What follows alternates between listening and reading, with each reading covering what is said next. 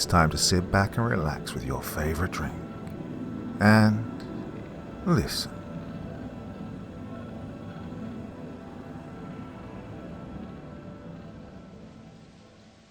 Where the caterpillars die.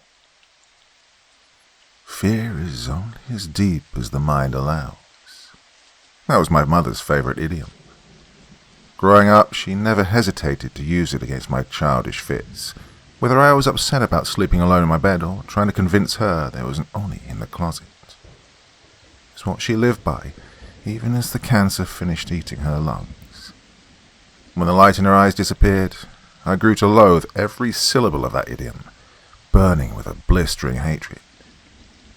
I knew that I would never hear it spoken in her voice again, and it became a cruel reminder of change. And yet, without it, I wouldn't have survived the horror I'm about to share. It's funny, though, how something you've rejected for half your life can turn out to be the only thing holding you together.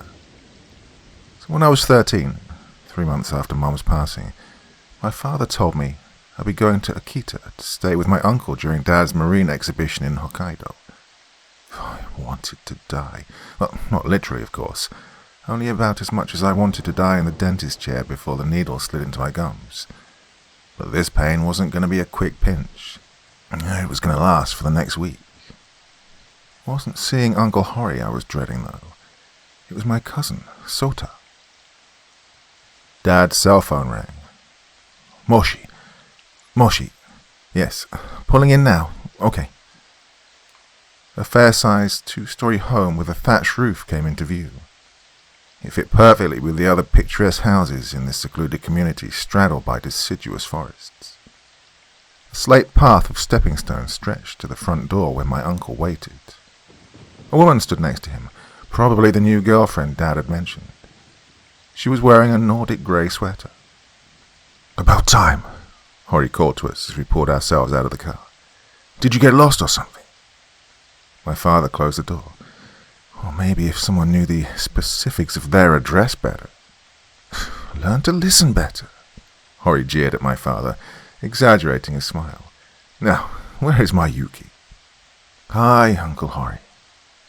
I grabbed my bag from the trunk and walked over. His arms wove around me in a tight hug. He then gestured to the woman next to him. "Yuki, this is Hina. Hina Otori." She nodded her head at me and extended her hand. I smiled and shook it. Her black hair was very short and complemented her young features. "Oh, it's nice to finally meet you," she said with an ivory white smile. "You'll be staying on the upper floor, second door on the left," Hori said. "Sota's room will be right next to it, so go say hi to him." I wandered upstairs and found the guest room while my father caught up with his brother-in-law. Although my uncle and his ex-wife had separated months ago, the room still had Aunt Marky's decor scheme, a tiny space full of bright, vivid colours and furniture that screamed dollhouse, her special touch. I imagined an unblinking eye peering in around the flowery curtains and shuddered. The entire house had probably looked like this at some point before the divorce was finalised. I plopped my bag on the tatami floor mat and sighed. 1 week, my thoughts groaned. It's just a week, right? The door beside mine was the restroom, which had a sign on the door. "Broken, use other downstairs," it read. Next to what was most likely Sota's room. I stepped up to the door and stood there for a bit. I knew that it would be rude to not at least say hi to him, but I couldn't help hesitating. My cousin wasn't a rude or overbearing person, but his obsessions worried me. We were both going to be 14 this March. Our birthdays precisely a week apart. The majority of my memories of growing up with him involved his eerie fascination with insects. At family gatherings, he'd often be outside interacting with creepy, crawly little things that he could catch. But Sota wasn't the kind of kid who enjoyed pulling off bugs' limbs or pitting them against each other in a plastic container deathmatch. He preferred to treat them as friends. He gave them names, voices, different personalities. All he was missing were tiny clothes. And, he collected insects. I ran from them. That was the gaping chasm that separated us. I didn't doubt that his latest collection of new friends waited for me behind his door. I'll pop in, say hello, and pop out, I thought. As I was about to knock, I heard a muffled conversation on the other side. Sota was already talking to someone. Just as I decided to say hello later, he said, "Come in." I did so and shut the door behind me. The inside was dark, very dark, save for the bright laptop screen outlining a seated body. A few streaks of sunlight peeking around the floral curtains. "You can turn on the light," he said with distracted awareness. "Sure, Your Majesty," I sighed, flicking the light switch. After the darkness melted away, I saw the hanging scroll paintings and mounted pieces of calligraphy that covered his walls. As expected, several diagrams of different insects' anatomies joined them. A framed picture of Aunt Markie sat on his desk. Situated on a table below his window was a miniature cherry blossom tree with missing branches. Sharing the space next to it was a foreboding glass terrarium. Upon hearing my voice, he turned to look at me. "Oh, hey," he said quietly, rolling towards me on the chair's caster wheels. We gave each other a light, 2-second hug, and then he returned to his laptop to shut it off. "I saw you pull in. I wasn't sure when you'd come by." I shrugged. "Well, you sounded like you were already talking to someone." "Oh, that was just my mom," he replied in the same monotone. "She Skypes me from her trip whenever she has time." "Where is she?" I asked. "Europe. She's touring France right now." "Oh," he suddenly cried with spontaneous eagerness, catching me off guard. "Do you want to meet someone?" He rolled his chair toward the window and ushered me to follow. He was no doubt referring to the glass container. "Let's pop in, pop out," my thoughts reminded me. "Pop in and pop out." At that moment I wanted to tell him I wasn't interested, but the words never reached my mouth. It didn't take much to hurt Sota. His feelings were like pieces of papier-mâché living in a world of knives. Instead, a measly "sure" wafted out of me. I'd feel awful destroying that ray of excitement on his face within the first 5 minutes. As long as I didn't have to touch anything, there was no immediate problem. As I joined him at the window, repulsive images were already firing off in my head. A spider outweighing my hand with its hairy limbs, a mantis with those alien claws folded in prayer to thank the evil gods for giving it wings. Horrible things like that. I looked down, peeked inside, and saw a horrible, enormous nothing. The missing branches of the cherry blossom were planted in a patch of black soil. "Can you see her?" he asked eagerly. Well, I finally did. Attached to one of the brittle stems was a worm-like thing, but no worm I'd ever seen before. This looked much worse. Its bloated, squishy skin was black and orange with a dark, pointy tail. 4 spindles protruded from its backside like black, curling tendrils. Goosebumps puffed up my arms. "Fear is only as deep as the mind allows," my thoughts repeated reluctantly. "Her name is Kodami. She's a Brahmin caterpillar."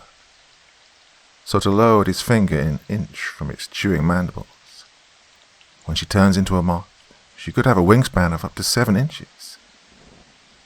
"How do you know she's a she?" I mumbled. "I just do," he shrugged. "You want to hold her? They don't bite." No, I'm good," I said, promptly backing away. Just the thought of that thing's rippling, squishy mass touching my skin made me want to die again. I tried to think of anything I could say to change the subject. "So, what do you think of Hina?" I asked. His smile melted.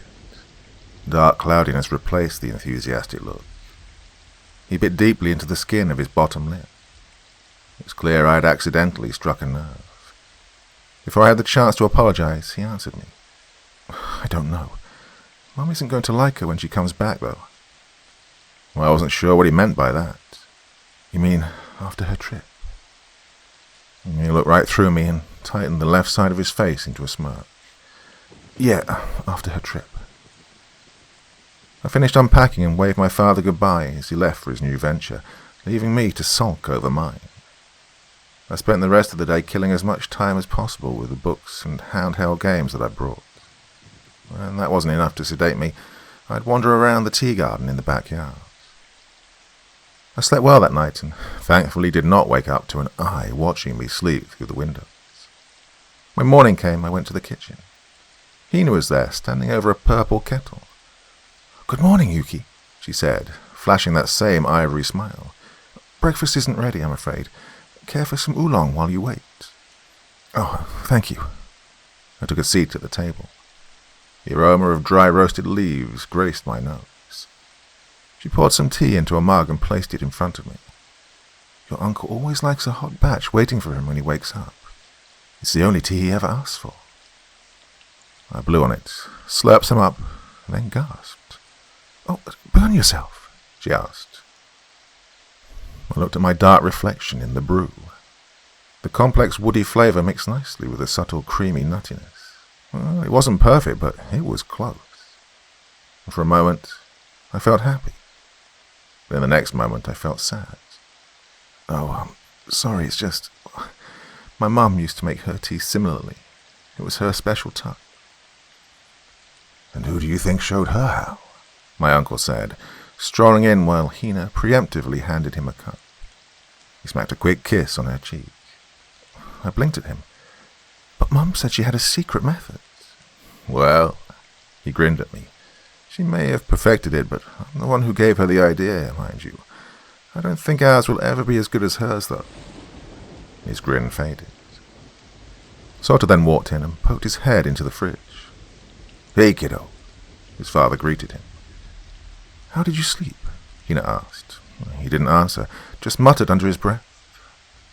"Oh, would you like a cup of "No," he interrupted audaciously. "Sota," Hori said, uncharacteristically stern. His son gave him a passing glance and returned to the stairs, leaving an invisible heaviness behind. "Sorry about that," he told me, pressing and massaging his left temple. I took another sip of tea.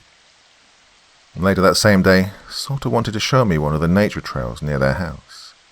If anything, I figured it would help the day pass a little faster.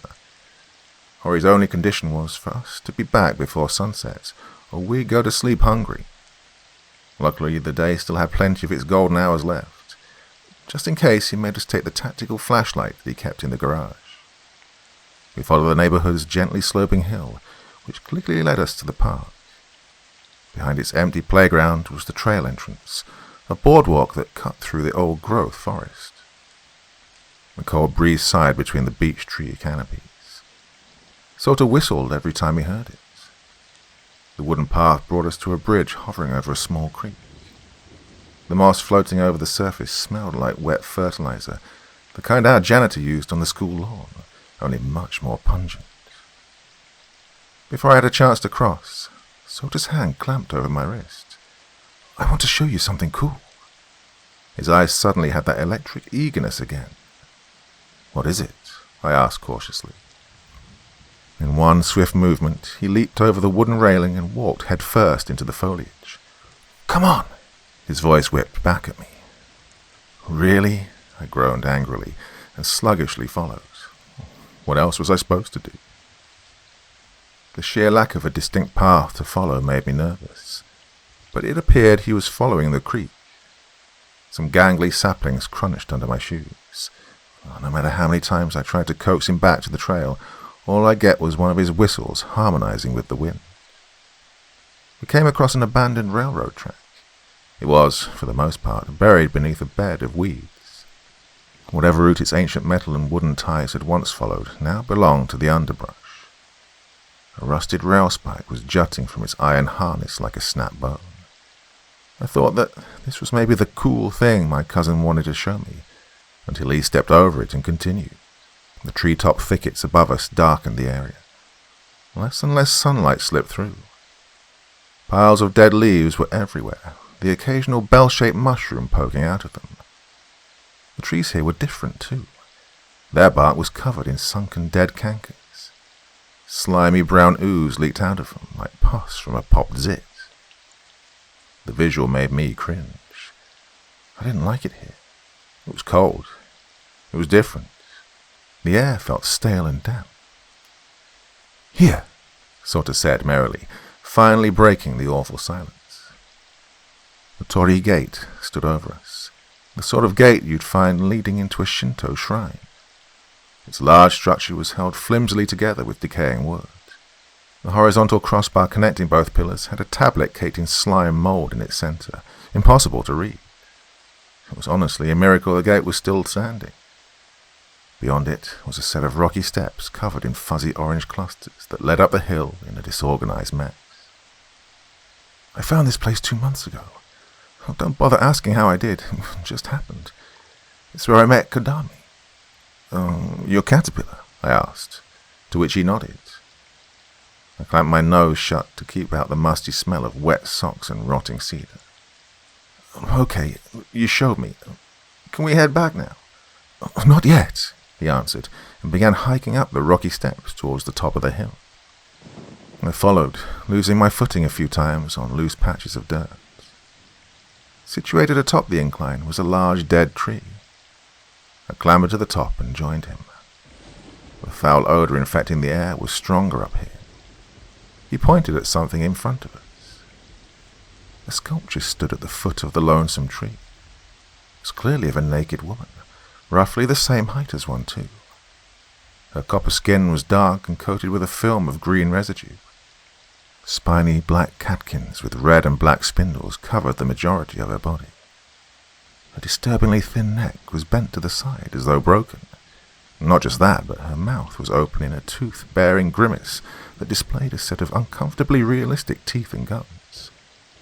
Her tight skeleton-like arms were digging their fingers into her chest, portraying great agony. "Watch this," Sota whispered. He clutched a small rock and then tossed it at the woman's leg.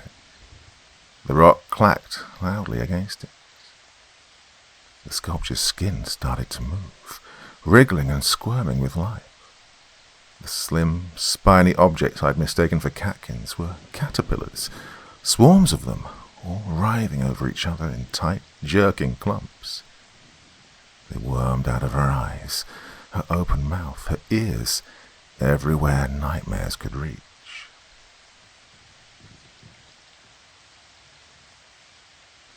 I staggered back and fell over, nearly sending myself spine first down the hill. My heart leaped into my throat. My muscles tensed and refused to move. I wanted to scream, but I couldn't.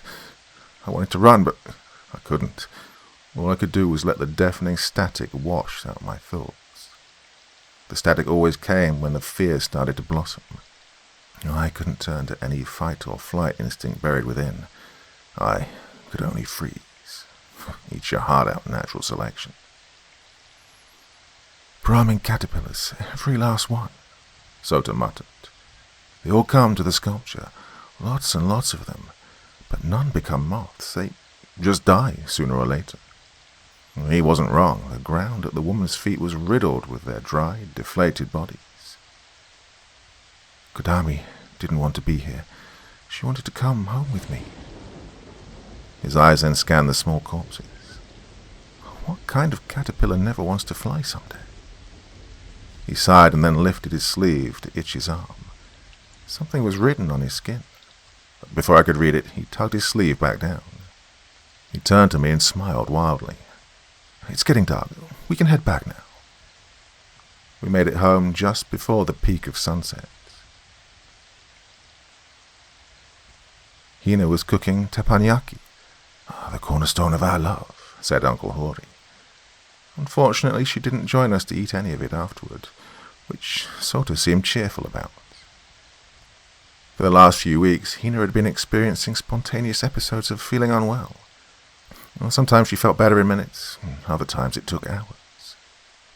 The food looked great, but my appetite had shriveled up and crawled away. I couldn't stop thinking about the woman, the horrible woman, drowning in a living, wriggling coat.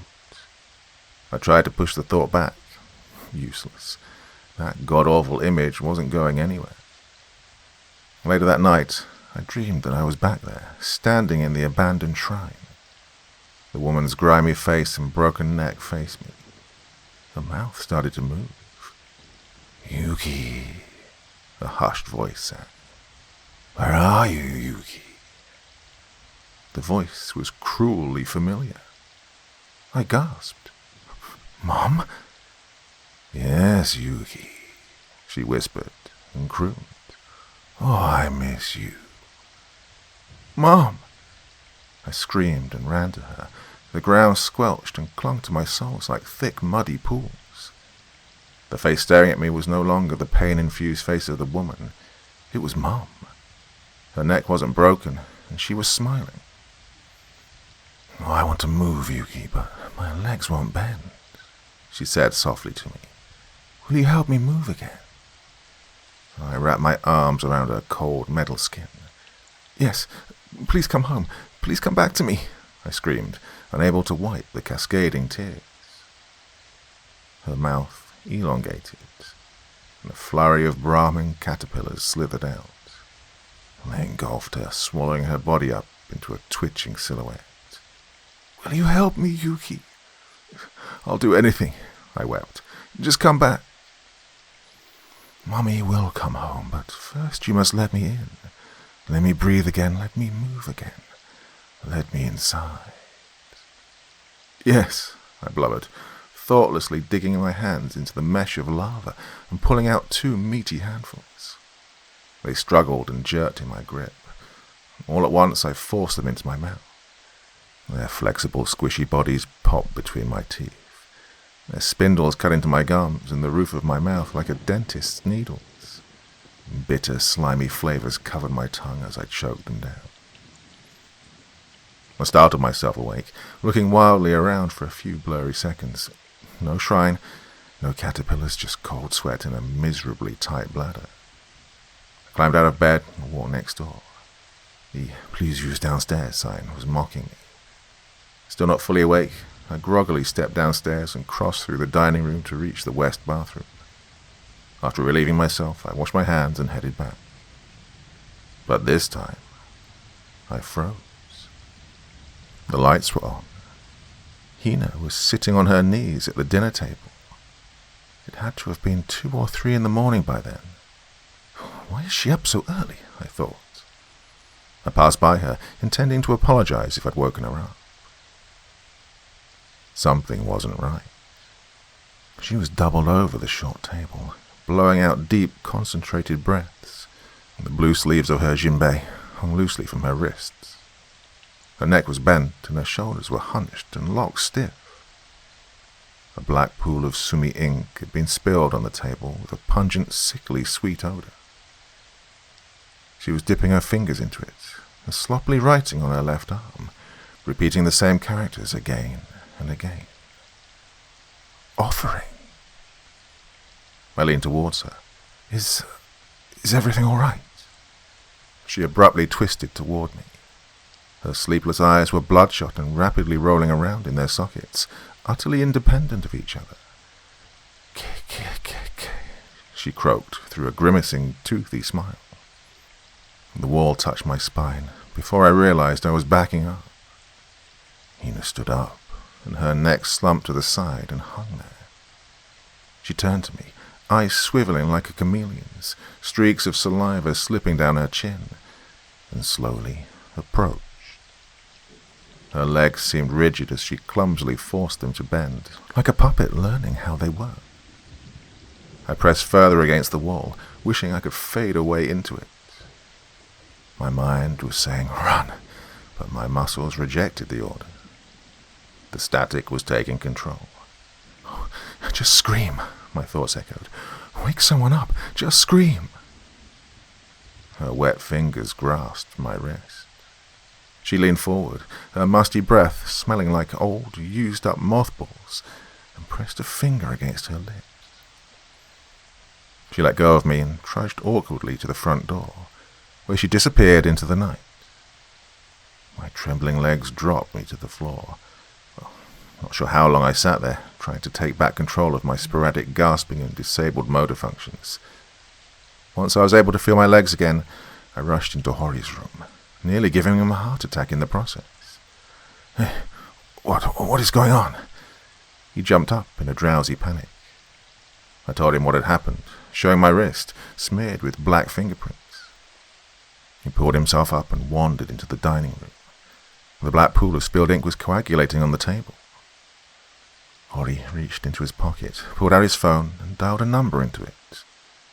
From the front door came the vibrating zzz of a cell phone on the floor. Hina's cell phone. He picked it up and glanced at me, concerned. Did she take the car? Before I could answer, he was already checking the garage. The car was unmoved.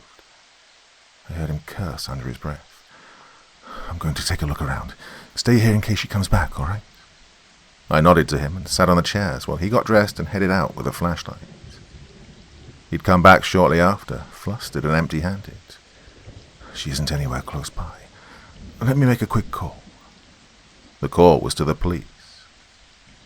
An officer came by shortly after the call. His barrel-shaped chest protruded out of his dark blue uniform. He had dry, scabby lips that screamed for chapstick. My uncle talked with him while I waited in the kitchen, washing the ink off with a wet cloth. I idly wondered if I should wake Sota, but decided not to. The officer came in and asked me questions, one after the other. How do you feel about your uncle's girlfriend? Has she ever acted differently around you? Has she ever told you about any secret? Well, I answered him as best I could. He smacked his chapped lips together and finalized his notes about Hina's physical description and the jinbei she was wearing. Given the circumstances, we aren't able to conduct a search for an adult who just doesn't wish to be home. I can hold on to the information you've given me for the time being. If you've not heard anything for at least 24 hours, or have any reason to fear for her safety, we can provide more assistance. Please keep us informed. He bowed and returned to the parked cruiser. We watched him drive off. Uncle Hori looked at me. Get some sleep, Yuki. I'm sure she'll turn up in the morning. I nodded to him and went to bed, where I laid for hours staring at the ceiling. As exhausted as I was, my mind had no intention of resting. I called my father, who answered groggily. I told him what had happened and how scared I was. He promised to cut his Hokkaido exhibition short and said he'd get me the day after tomorrow. 24 hours never felt farther away. I was scared, not quite sure what to do with myself. Why had Hina written on her arm? What was wrong with her eyes? What was happening in this house? The next morning, the cold breeze from the day before had brought an overcast grey sky. Hori was making oolong tea alone in the kitchen. He didn't say too much. His look of exhausted defeat said enough in itself. Sleep must have been scarce for him also. Sota was in the backyard, seated in the garden. His elbow was lifted and pointed outward as though striking an invisible person. He was giggling and talking out loud, a jaunty ear-to-ear grin radiating from his face. I thought he was talking to himself at first, before spying the glass terrarium in his lap and the caterpillar's 4 spindles crawling across his arm. I can't believe it, he sniggered quietly. I just can't believe it, Kodan. We didn't hear from Hina that day. Nothing but silence through the morning, noon, and evening. All we could do was wait while the pale clouds wafted over us.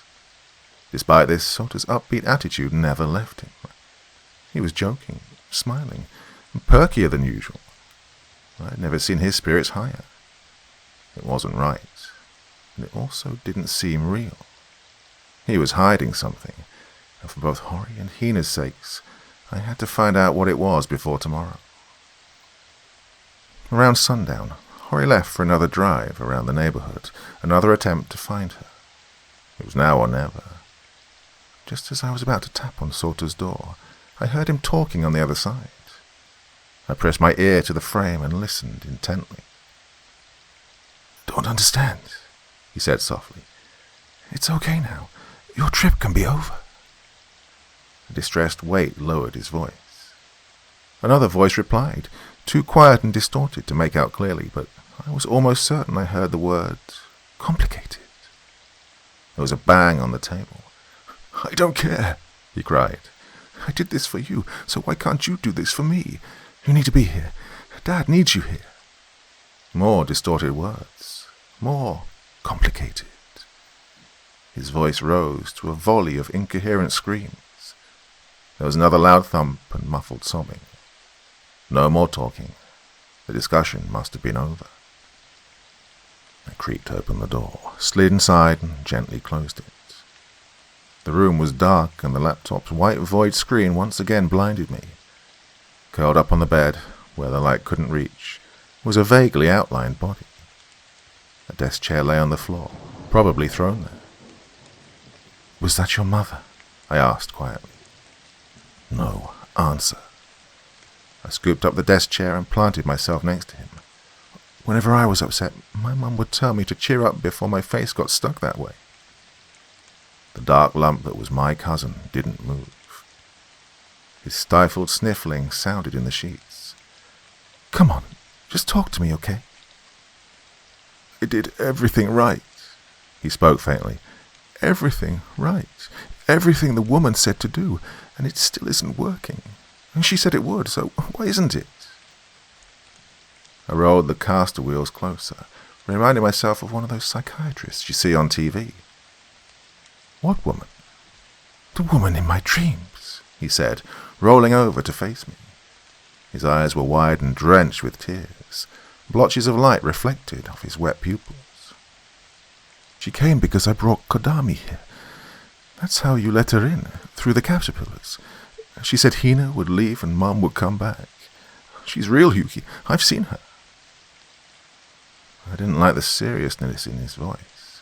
The look in his eyes was both real and terrifying. I mean, sure, there was living in your own world where bugs had voices and their own personalities, but this was different. This was the real world, where people went missing.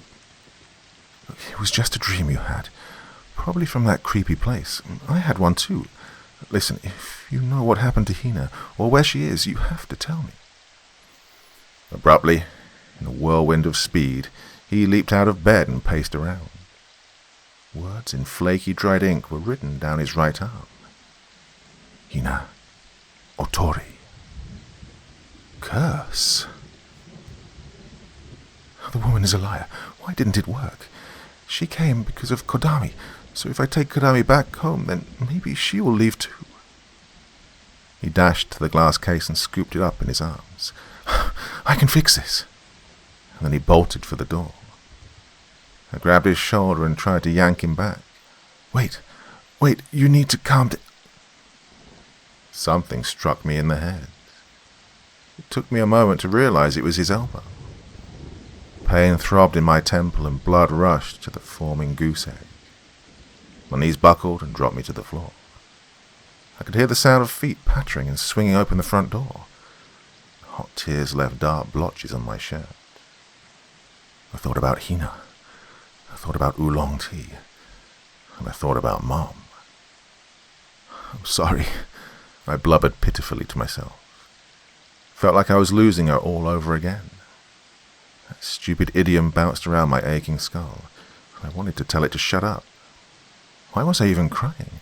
Sort of said he'd come right back, but what if he doesn't?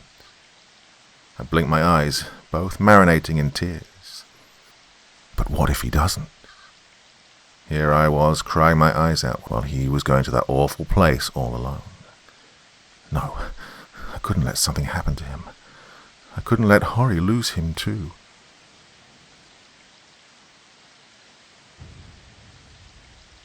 I reached into my pocket and called Hori's cell phone. It rang emptily and delivered me to the voicemail. A few more attempts, same result. Of course, why not? I thought sorely.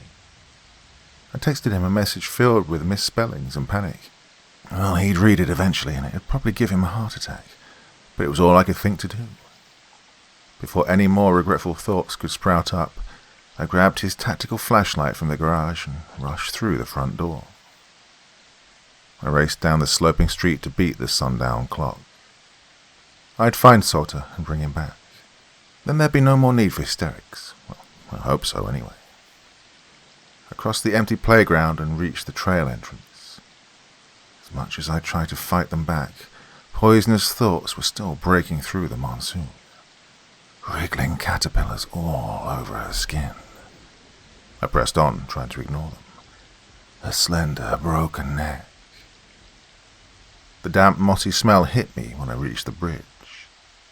That grimacing open mouth, those real-looking teeth. Both my hands gripped the wooden railing. "Let me in, Yuki, let me in." "Shut up already," I mumbled to the ugly thoughts and hopped over. If not for the creek, I'd have completely lost my sense of direction. Everything looked the same, especially with so little sunlight breaking through the canopies. It was only going to get darker from here. Something metallic crunched under my shoe. I reached the abandoned railroad track. Still no sign of him, though. He must have already crossed. Something also felt different about the tracks, like something was missing. Regardless, I pushed forward. The forest was losing what little light it had left from the day. My eyes were playing tricks on me, meshing the branches and shrubs into monstrous shapes. Then I saw Sota, hunched over against a tree. He was breathing heavily, clearly exhausted from the run here. He pressed the glass terrarium carrying his precious cargo into his side. I quickly caught up with him. "Are you done running away now?" He didn't raise his head. "No, I still need to take Kodami back there." I rested my hand on his shoulder. "It's getting dark. Your dad's going to be worried about us. Do you think he needs that on his plate too?" "Please, Yuki." He lifted his red, weary face. A thread of spittle dangled from his mouth. "Just let me do this first. I have to do this. Then we can go back, okay? Why not squish the thing and be done with it?" He shook his head. "She'll come back. I don't know how, but I know she will. I took her out of that place. Now I have to take her back." I sighed deeply. The thought of wrestling him all the way back to the trail and then dragging him back home sounded miserable. "It'll be quick, right?" "Yes," he said with exasperated relief, and started walking again. "I'm sorry I hit you. I didn't mean to." "It's all right. I'll just have to get you back for it later." The shrine gate, in all its decrepit glory, was waiting for us. That pungent, rotting smell was back, floating through the air.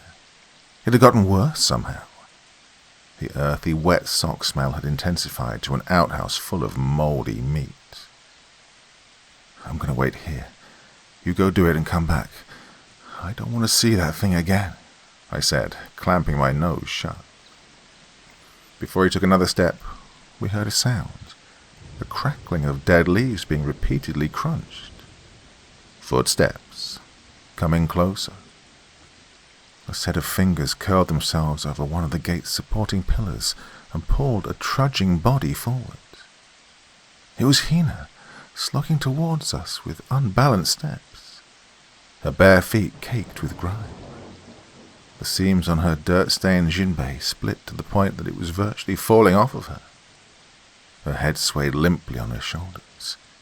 Stretched across her face was that ugly, twisted smile, and those eyes, they were still twisting freely in their sockets. Things were moving all over her, clusters of spindly caterpillars scrambling endlessly across her body. Before I even realized it, the crippling fear had already squeezed between my joints. My heart rattled around in my ribcage, trying to burst its way to freedom. Sota stepped forward and dropped to his knees in front of her. He was saying something, but it was difficult to hear anything over the deafening static. "Sorry. Take back. Didn't want this." Hina clenched a handful of his hair, and he screamed and struggled in her grip, dropping Kodami's terrarium into the dirt. She breathed stiffly in croaking moans that sounded like k-k-k-k. From behind her back, her other arm lifted. Brandished between her dirt-caked fingers was a rusted train spike. I stood there, succumbing to paralysis. My thoughts couldn't free themselves. I was losing myself to the static. This isn't real. It's just a bad dream. No, it isn't. I'm somewhere else, somewhere safe. No, you aren't. A scream broke through. Is that Sota? Yes. Someone's hurting him. Yes. I have to help. You're gonna have to move. Before even realizing it, I'd fired into a sprint. The dazed muscles in my legs were pumping like steam-powered machinery. I was scared, absolutely terrified, but it didn't matter. I was moving. My mother's idiom rang off the walls of my skull, guided by her voice. Fear is only as deep as the mind allows. I swung the tactical flashlight. Its toothed head met Hina's face and splattered a caterpillar on her cheek into a blue-green paste. Her neck swung back with a loud grunt. Although she stumbled a bit, her fingers still clenched Sota's hair. 3 bloody wheels opened on her still smiling face. "Put her back," Sota yelled, batting at Hina with his small fists. "Put Kodomi back." All rationality was gone. Maybe he was right. Perhaps everything would turn back to normal. The terrarium was lying on its side. I ran toward it and shone the flashlight inside. The caterpillar was crawling along the tipped black soil. I tucked the flashlight into my pocket and cupped the small thing in my hands. I couldn't believe what I was doing. The feeling of its small, grubby legs tickling my palm sent shivers up my spine. As I ran for the gate, Hina swayed in my direction. Her fingers unhooked from Sota's hair, and she hurled herself at me with a shocking burst of speed. I started up the slope, doing everything in my power to ignore the harsh, throaty sounds behind me and the tickling sensation between my palms. The hand locked around my ankle. I tumbled forward into the dirt. When I looked back, Hina's eyes were no longer rolling. They were dead set on me. Her arm rose, displaying the rust-coated spike. I screamed, trying to kick my free leg at her, but my awkward position on the slope made it difficult. She struck with the spike. I forced my body to roll to the side. My ankle, her hand still clamped around it, popped. Sparks flew as the train spike struck one of the stone steps. Tight, searing pain resonated from my ankle up to my leg. She made a guttural, cackling sound and hoisted the spike again. But this time Sota was behind her, the glass terrarium held over his head. He smashed it over her, sending a fine spray of glass and grime everywhere. Her grip slackened, just enough for me to escape.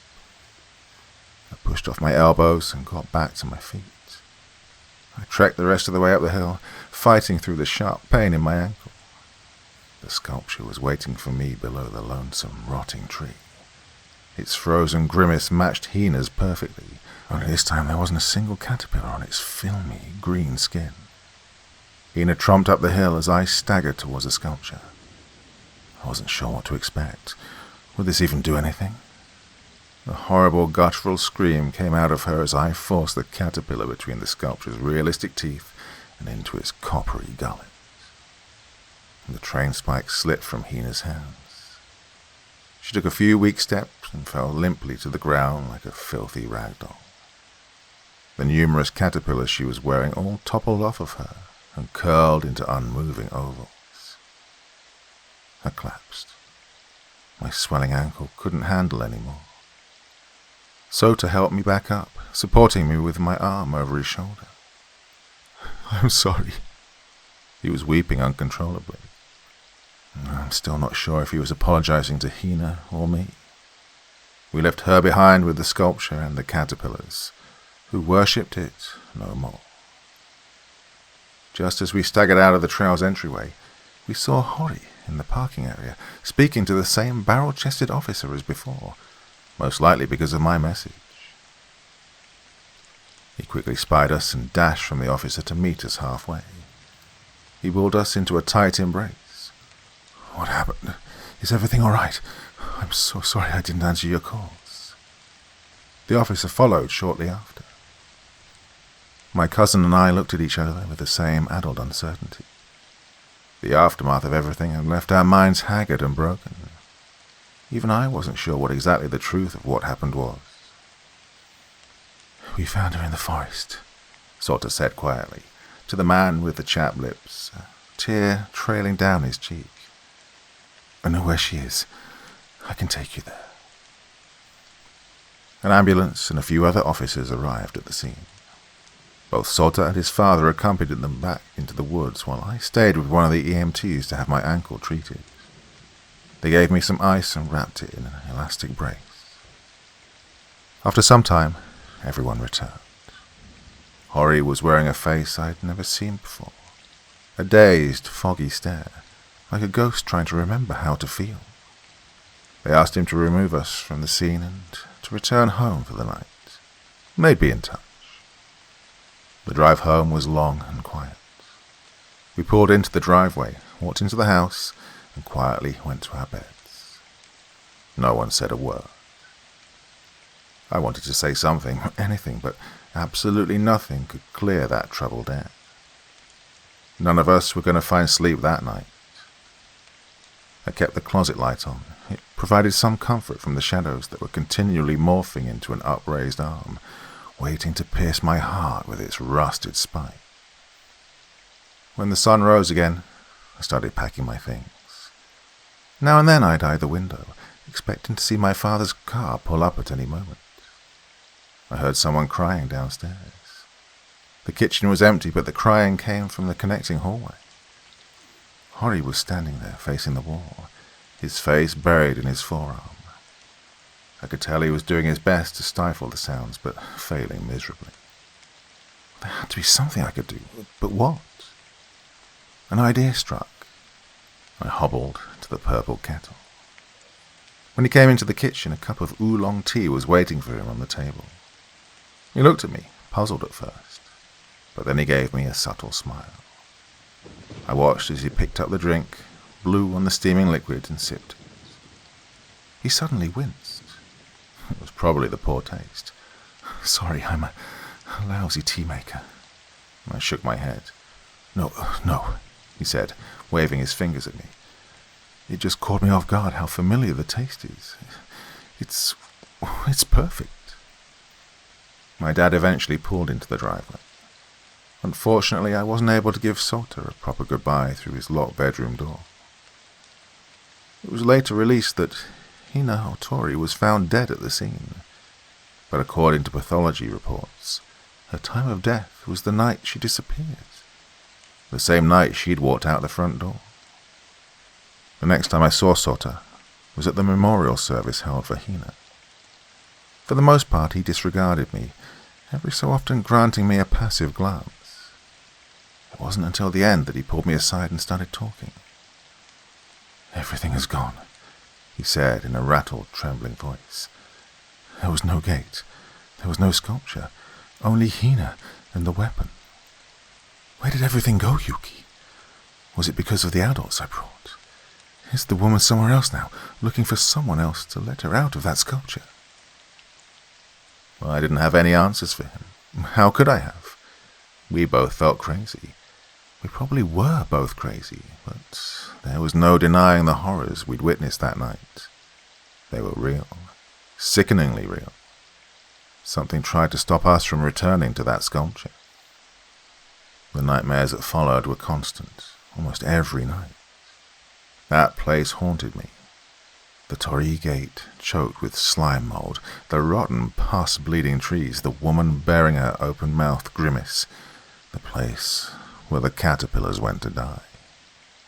Without my mother's idiom, the fear of falling back asleep would have caused me to collapse mentally.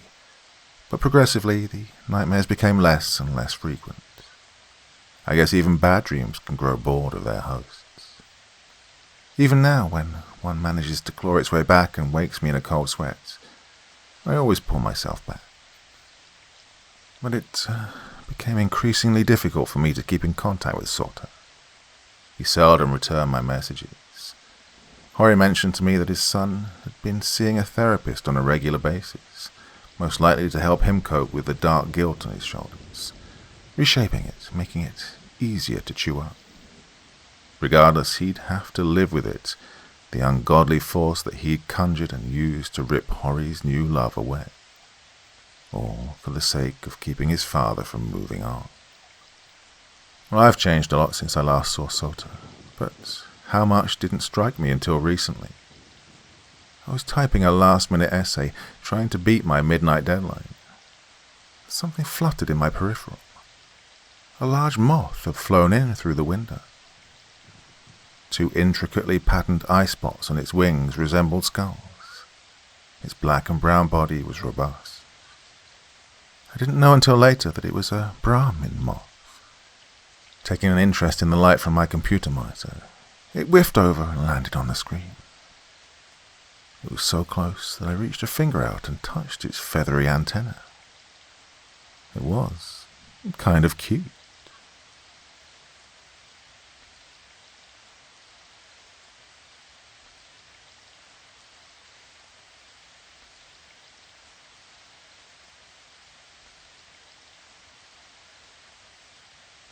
Rough night at the Running Bear Casino.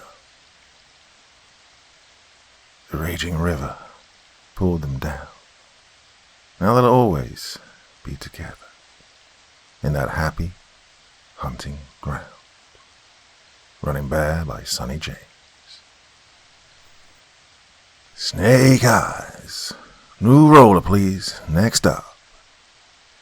The game runner raked in the dice and chips and ignored the despair in the countenance of the most recent high roller. Ted shook his head and other people crowded him away from the dice pit. He was almost out of funds and it was still early. Well, he'd budgeted his loss level carefully to maximize his time at the reservation casino. It was an older one, filled with stereotypical paintings and statues intended to honor the local First Nations tribes while fulfilling the expectations of rude tourists.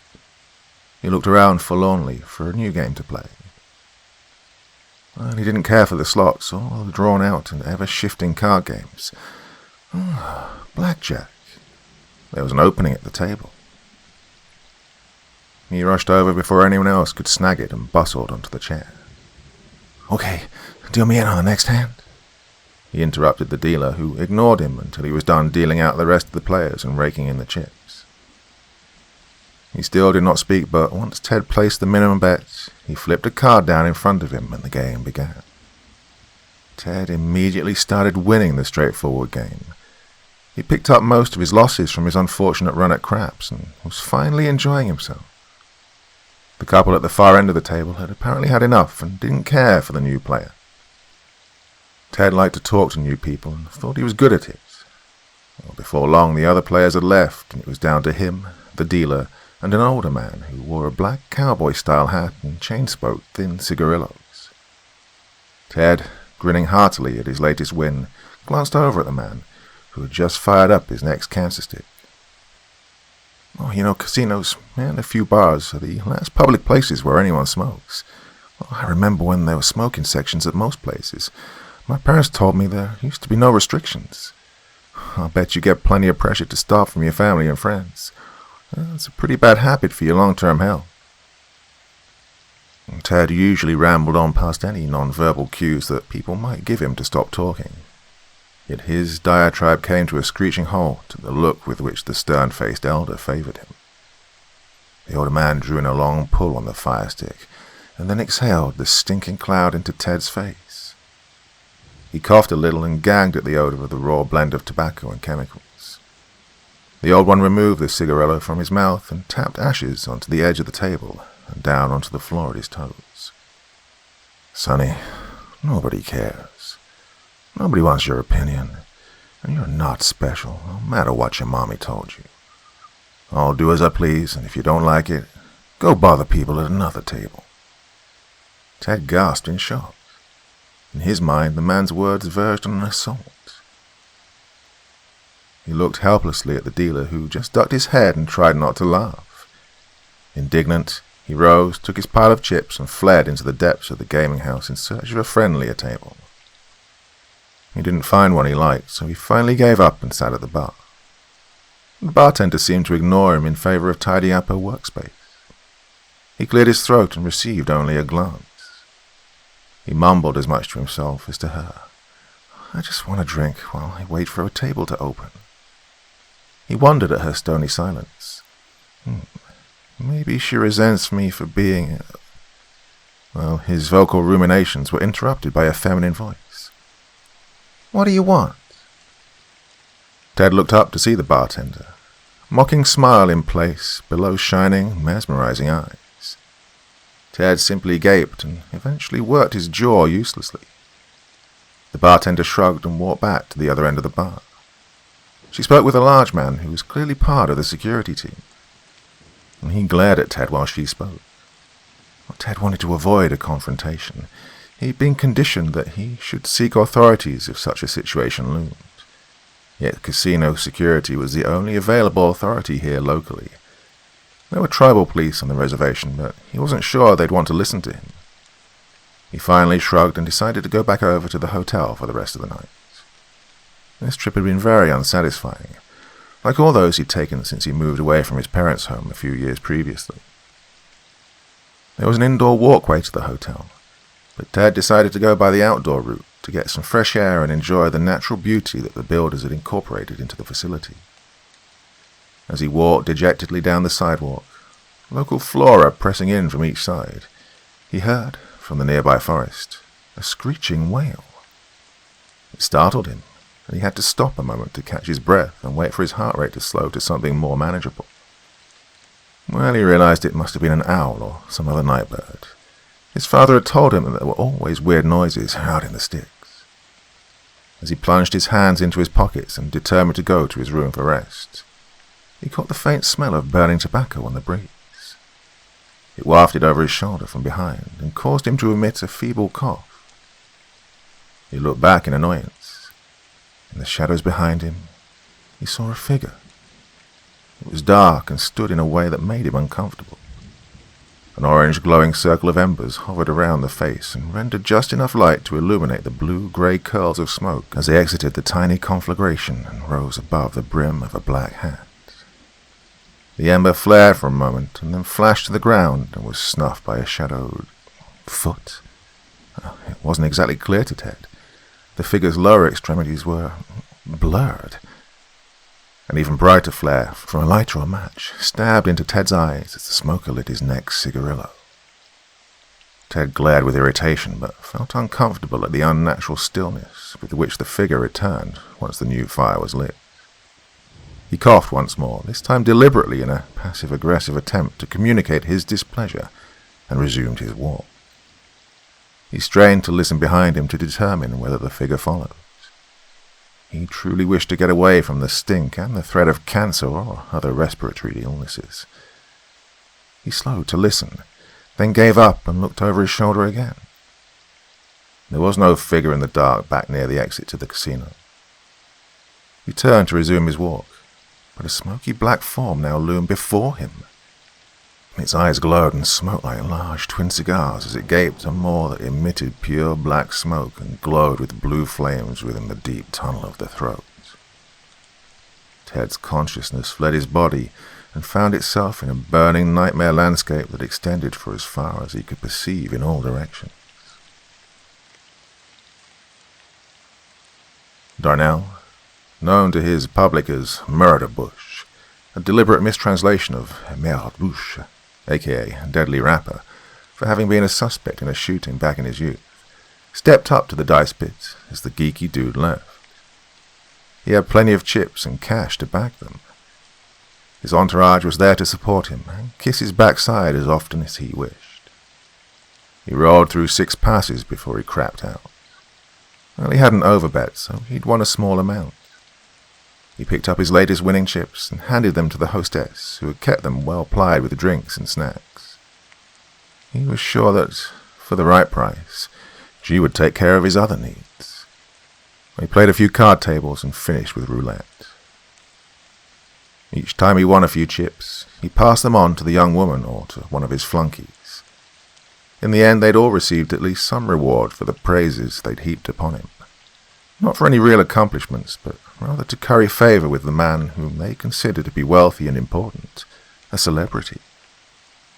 The girl stayed at his side, and, except for when he asked her questions, she said nothing. He liked that. Bitch knew her place. He revelled in internal satisfaction. He liked her looks, too. She was medium height and a little, thick. She was clearly interested, but hadn't gotten in his way when he flirted with other women. He truly liked this one. The more he considered her, the more he wanted to get down to business. Eventually, he posed the question to her. How much for the next few hours? Well, his brazen suggestion that she would take money for sexual favors was the final test. If she grew angry, then she didn't appreciate his genius. Well, whatever you think is fair. How about we see if I can satisfy you? If I can, you maybe want to be generous, as you have been so far. She hefted the chips so that the pieces clinked in her palm. If not, I don't deserve a reward. She had passed with flying colors. Oh, I might even take this one back to civilization with me, he purred in his mind. He'd always thought of himself as a big cat, maybe a leopard or jaguar, definitely something dangerous and sleek. His need grew more intense by the moment. He desperately wanted this woman. Come on, let's go to my room, he husked in a voice grown thick with desire. They reached his suite, his groupies having been dismissed to their own nefarious pursuits, even his bodyguards. The big man had shrugged. Your call, boss man, and then stomped across the hallway to his own room. Now he was finally alone with her. He stripped off his shirt and flipped his shoes into a corner. She stood by the window and watched. The drinks he'd consumed finally caught up with him before he'd shucked his pants and drawers. Hold on, I'll be right back.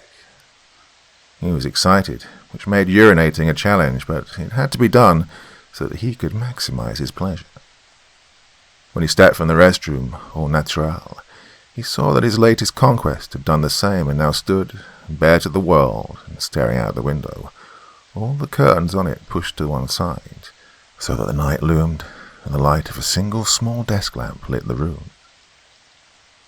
He stalked over to her, ready to take her there at the window in full view of anyone who looked up from the outside.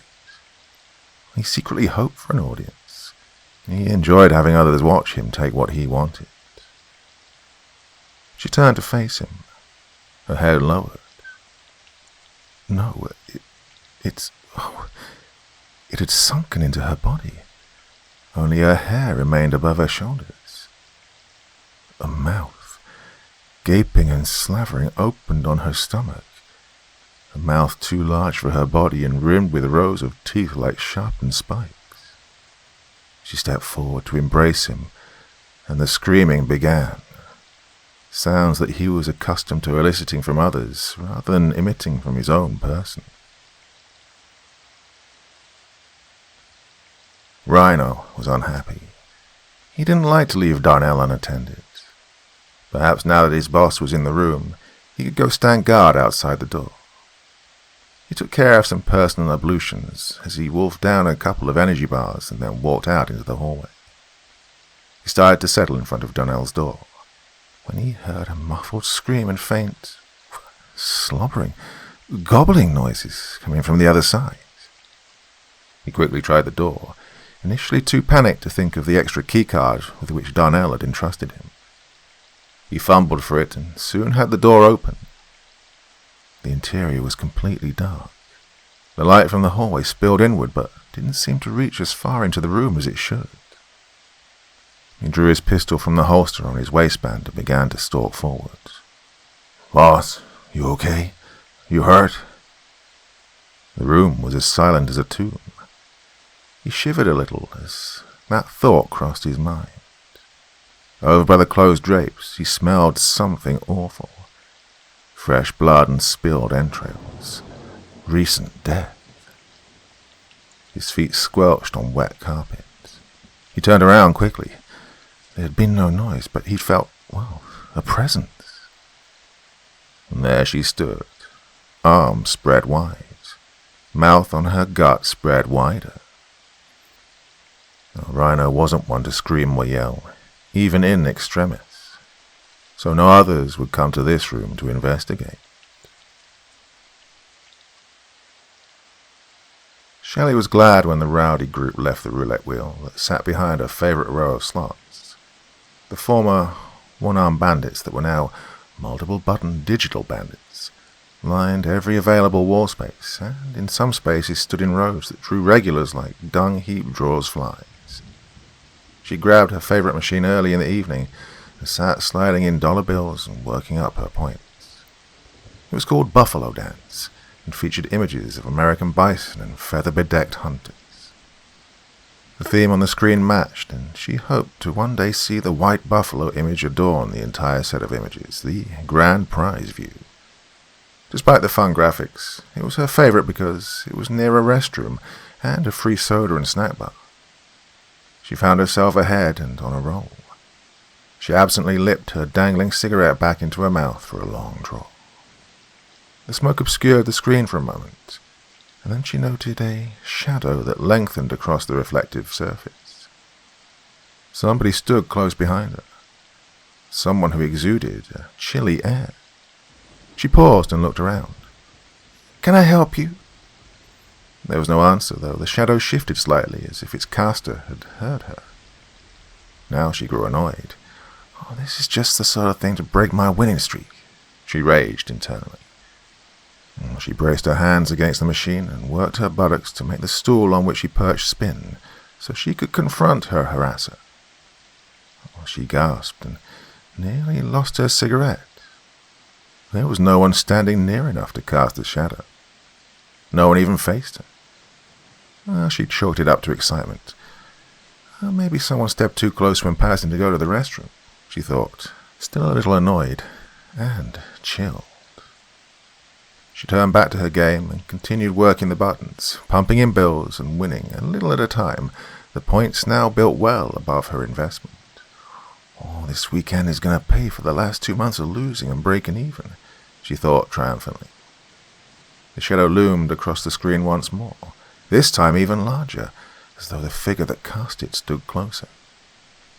The shape was amorphous, but hinted at anthropomorphic. She shivered as an icy breeze flowed around her, as though the air conditioning had sent out a short, cold burst, a minor malfunction. She turned around with more alacrity and determination than the last time. Mouth agape, cigarette once more dangling, precipitously and endangering the cleavage she displayed, already baked and wrinkled from years of sunbathing. The frigid air passed, and no one stood anywhere near her, though a customer approached, headed for either snacks or relief. "Excuse me, sir. Did you just see someone, or maybe a large man, standing behind me?" Well, the man paused and looked at her in confusion. He had clearly been absorbed in his own thoughts. What? No, I wasn't really paying attention, but no." He bustled on toward the free fountain drinks machine. Shelley shrugged. "I can't give up now. The pot's even bigger." She checked her points. She was nearing her all-time high. The winnings would pay her space rental fee at the RV park for the entire month. She pressed and played the buttons more fervently than ever, determined to break the bank on straight points or to reach that magical spin that would offer an instant reward of $10,000. She set her new points record and reveled for a moment. She reached for the now small stack of dollar bills, the rest having been devoured by the machine. She fed in the entire remaining amount, then once more gazed at the screen. It was now entirely blackened by a looming shadow. The temperature of the air around her plummeted, and she shuddered with a sudden biting cold. The cigarette was long extinguished, and she'd let it fall into the ashtray built onto the side of the machine opposite the drink holder. She was cold, and she wanted to cry out for help. But the darkness closed in around her as the shadow enveloped her and cut off her breathing. Her fingers, paused above the spin button, struck, and as her consciousness faded, she saw the flashing blue light and heard the blare of the winner's siren. White buffalo images filled all 9 spaces. "I won! The grand prize!" Terry filled his large cup and stood sipping and daydreaming. He'd lost everything he'd budgeted to lose, yet he knew that one more try would put him back in black for this trip. He mused about what he would do with the prize money. Well, he'd set his limit at $300 and had quickly lost it all on the slots. Maybe he could risk just a few more dollars, skip a lunch or two until his next paycheck if it didn't work. Well, he was startled by the jackpot winner's flashing light and the siren that went off just behind him. That bitch, he yelled internally. Figures. Some old used-up skank would win the big prize. He looked over at the nearby machine with anger and envy vying for control of his senses. Oh, she was gone. He stepped over to the machine and looked around in confusion. Maybe she'd gone to the restroom. No, she'd have passed right by me. He shook his head and stepped up to look at the screen. He could still feel the recent presence of a player, the trace of warmth from a human body that might linger in a space for just a moment after the human had vacated the spot. He looked around the casino floor. She was nowhere in sight. She'd been wearing a low-cut silver-spangled top that was cut way too low for her sagging, sun-ravaged bosom. She should be easy to spy. She looked like a deflated disco ball that had fallen from the ceiling to play slots. The only thing that came his way was a train of employees, led by a waitress in a skimpy outfit with purple sparkles and carrying a tray with a glass and a dark bottle. She was followed by other employees who formed a sort of conga line. They sang a congratulatory chorus as they approached. Well, Terry was surprised for a moment when he realized that they thought he was the big winner. Well, he'd have to deny it, of course. Surely the woman would be back at any moment to claim her prize. The floor cameras would have recorded who'd sat at the machine. But it was too late. The group of enthused employees encircled him, and the attractive young waitress poured him a glass of champagne and snuggled up to him. The manager approached and seized his hand for a vigorous shake. Well done, sir. I see that not only have you hit the jackpot, but you've raised an additional 3,000 in points. A fabulous prize, and well played, I'm sure. Terry was flabbergasted. He'd never won anything like this. Well, I still haven't. Not really, he reminded himself. He rarely broke even on his gambling forays, whether to the casino or the corner store for lottery tickets and video slots. He allowed himself to be swept up in the reverie and was led from the machine to the bar. The employees peeled away as they approached, and he soon found himself with only the bottle and a receipt that he could cash out before he left the premises. A sullen-looking woman stood behind the bar, wiping glasses, and a large, mean-looking security staffer menaced the far end. He already had his bottle, so he wasn't sure why the staff members had deposited him with these two killjoys. He shrugged, picked up the champagne, and started to walk away from the bar. Well, you can't take that with you. Either drink it here or give it to me and I'll put it in the trash, the bartender stated in monotone. The security officer stood up straight from where he'd been leaning against the far wall, apparently propping up the building. He folded his massive arms in a threatening manner. Oh, silly, thought Terry. Folded arms should be a hindrance, but I get the feeling he's dangerous regardless. He'd figured that he'd had enough anyway and set the nearly empty bottle on the bar. You can keep it, ma'am. I can afford another at the hotel. Terry started to walk away from the bar, but a huge ham-like hand seized his shoulder. Sausage-sized fingers applied painful pressure. You apologize to the lady. The wet heat from a mouth placed uncomfortably close to his ear and breath smelling of river bottom sent a shiver of disgust through his body. The voice was as low and deep as the river that ran past the back side of the property. Terry decided on the better part of valor, and head facing forward to avoid the obscene orifice, said, Sorry, ma'am, I meant no offense. The fingers let go and a harsh laugh sounded from behind the bar. You don't even know why he's apologizing, fool. He ain't worth the trouble. Let him go. Terry felt a slight shove, and he was sent on his way to the cash-out window. There he met with the lead cashier, an old woman in drab clothing. I'm sorry, sir, we give out only these prepaid cards. We can't provide cash over $1,000. However, you can treat them like a debit or credit card, the cashier informed him. Well, it seemed he had no choice, so he accepted. Well, 13 grand is 13 grand, he assured himself. He was elated, though he continued to glance around nervously, waiting for the woman in the sparkly fish-scale top to accost him and name him a thief. Yet she was nowhere to be seen. The floor was full of players, some laughing, some intense, some dejected or mesmerized by the games of chance in which they'd lost themselves. He thought about what to do with the rest of his evening. He didn't have a hotel room. He planned to sleep in his station wagon, as he always did before the long haul home. Perhaps he should get a room. Maybe they'd take him without a reservation. He giggled a little at the unintended pun. A reservation at the reservation. He shook his head to clear his overreaction to the silly internal joke. He decided that maybe someone on staff could help him. He approached the major domo at the front entrance that led to the interior walkway and the hotel beyond. "Excuse me, sir. Do you know whether the hotel will accept a resident without a prior reservation?" The man, single dark braid wrapped in a leather holder and draped over one shoulder, looked at him gravely. "Yes, I know." He said nothing more and did not smile as though he'd intended to be humorous. Terry tried again. "Will you tell me, please?" The man flicked his chin in the direction of the hotel. "See the clerk at the desk."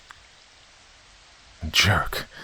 You think I hadn't pissed away enough cash in this place over the past few years?" Terry muttered as he stumped toward the hotel, ensuring that he was well beyond earshot before he actually spoke. His head had begun to buzz a little from the champagne. "Took a while for it to affect me," he mused. The hallway appeared to narrow, and his peripheral vision grew grey. He felt dizzy as he entered the main lobby, the large room beginning to spin.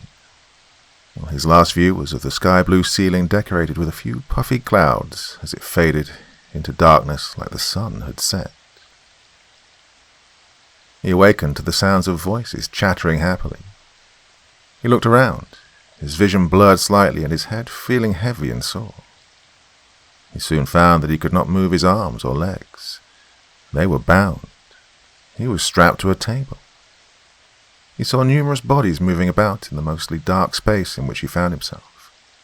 "Please," he croaked, throat dry and feeling scraped. "Please, help me. Let me loose. Loosen me." His perceptions cleared slowly, and he saw that the bodies that moved around him, now chanting rhythmically rather than babble-chattering, were emaciated. The owners showed as much bone through their skin as would a dead thing, long decayed. He noticed spikes above a few heads. No, antlers. The rest wore masks of various species. No, the skulls of those creatures still filled with glistening fangs. Their dance grew ever more frantic, more energetic than they should be capable of performing. Then one of them reached out with a stick, on the end of which was a small claw, taken and preserved from some dead animal. It used the claw to gouge out a scoop of flesh from Terry's side. He screamed in torment and horror. His screams soon matched the rhythm of the chanting, and they went on for a long time before they at last faded when he'd lost too much blood to remain conscious. Hussein nudged his brother Iqbal and aimed his chin toward the bar. "Look, a fat, stupid American has finally managed some success." Iqbal smirked. "It's the only way the infidels can succeed. They have no education and no skills to do anything useful. They don't even worship their god anymore, only money and fame. They will soon learn better." The brothers were out enjoying a night of revelry, with a few more planned when they reached the city. The celebrations were at last a reward before they fulfilled their mission and achieved true paradise through martyrdom. Hussein was superstitious and hoped to find success at gambling before they took the great risk that, if successful, would help to sustain their cause. They had grown up in this land of debauchery and foolishness, but had been taught from the first to honor their own beliefs and culture above anything the Americans professed. Hussein was on roll number 5 of what he intended to be a short run. He wished to win 5 times for the 5 pillars of Islam, the name of his cell in the latest great jihad. He blew on the dice and tossed. The small cubes bounced against the back side of the pit and tumbled end over end as he watched breathlessly. "Another 10, the barker called, and pushed the winnings toward Hussein. He placed a minimum bet and rolled once more. He had already left the table before the barker called, "Snake eyes, next roller please." He held up his chips triumphantly. "Iqbal, more money from roll number 5. I kept the bet in place for 5 rolls. I left only the minimum for the last roll. It is a sign. We are fated to succeed. We will meet the others tomorrow, go over the plan, and then have a last few nights to revel in this world." Iqbal patted his brother on the shoulder. "There is something I would like more than winning chips." He nodded toward the bar and the attractive and sinuous young local who worked behind it, steadily polishing glasses. Hussein watched for a moment, unsure whether his brother meant the alcoholic drinks that had been forbidden until now, or the woman. Knowing Iqbal, he assumed both. "As you wish, brother. Take your mortal enjoyments while you can. She looks a little sullen, though. Frown. Lowered brows. I like the happy ones." Iqbal's serpent-like smile widened. "She will look better when I have freed her from the miseries of the uncircumcised. She will enjoy a real man. Who knows, maybe I will convert her so that we can meet again in paradise." And with that, he surged away from his brother and slithered up to the bar opposite the young First Nations maid. "Good evening. I noticed that you do not have many customers at the bar. It seems odd that so beautiful a creature as yourself would not attract more company." The woman ignored him, intently focused on her task. He tried again. "Perhaps I must order a drink to remain at the bar. If so, a gin and tonic, if you please." She continued to polish the glasses. He leaned forward. "Did you hear me?" he inquired in an annoyed tone. "Perhaps you have no business because you are surly and unhelpful." She looked at him and delivered a smirk that appeared to be far more evil than anything he could ever hope to muster, despite his thin, reptilian lips and predatory mind. "We don't want customers to linger at the bar, getting drunk and building from misery to anger over their losses. And we want them playing and losing." She leaned toward him and glared into his own eyes that he normally considered flinty and daunting. "You know about losing, don't you?" Hussein noted that the large man at the end of the bar in the security shirt had begun stomping toward them. "Iqbal, perhaps it is time to go look for other entertainment." Iqbal ignored him. He was trapped in the serpent's gaze, like a mouse dropped into a snake's tank, only to be devoured while its owner watched with perverse interest. Hussein reached for his brother to tug at his arm, but never got the chance. The big security officer seized his hand, drew it to his too-wide chest, and turned. The weight of the man drew him away from his brother and caused him to spin around, so that he ended up facing the goon with his brother beyond the man and in the clutches of the serpent woman. The ham-fisted gargantuan continued to twist the hand he gripped until the pressure caused Hussein severe pain. He grunted and bent into the angle of his wrist to relieve the distress. He found himself bent forward and looking up desperately toward the man's face. The security staffer smiled, his square, blunt teeth showing dark behind an almost lipless mouth. His wide back and chest, covered in body armor under his shirt, made him appear like a monster-sized turtle. Hussein felt himself lifted and placed behind the bar. His brother soon slithered over the top and fell to the floor beside him, smiling beatifically. Hussein opened his mouth to scream for help, but a large, blunt fist crashed into the side of his head and he saw stars. 7 of them, like the holy... The fist descended once more, and then he saw only darkness. Father Danilo Bayani was immensely enjoying his latest trip to the continental USA. He'd visited Hawaii many years ago, and New York City more recently, but this was his first tour of the grand land-bound spaces that his country offered. He'd managed to roam so far from his origins in Manila. Now, in his twilight years, he longed to see what he could of God's green earth, all on the payroll of the Vatican while they cleansed the records of those hateful allegations. The bitter thoughts raced across his mind. Well, of course he was a sinner. He was only mortal. He'd been expiated of those sins and had paid an enormous price to continue serving in his capacity as a parish priest. He forced his mind to return to the moment and more enjoyable pursuits.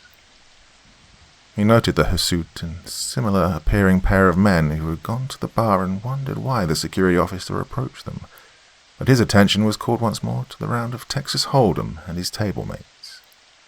When he again had a moment to look, no one was at the bar, in front or behind. Curious, he thought, but he quickly refocused his attention on the fascinating new game he was in the process of learning. He was familiar with poker, so it wasn't difficult to learn. He liked the high level of interaction that this version of the game allowed. He'd done well, certainly gained enough to fund extracurricular activities during the rest of his current sabbatical. He'd been disturbed by the overall atmosphere of this place when he'd arrived. He didn't care for the numerous paintings and sculptures of ancient native deities and spirits. They seemed to be mostly images of the dark beings of various tribal cultures. He loved to study diverse cultures, but this place was an amalgamation of them, built for mutual support by several tribes in the region.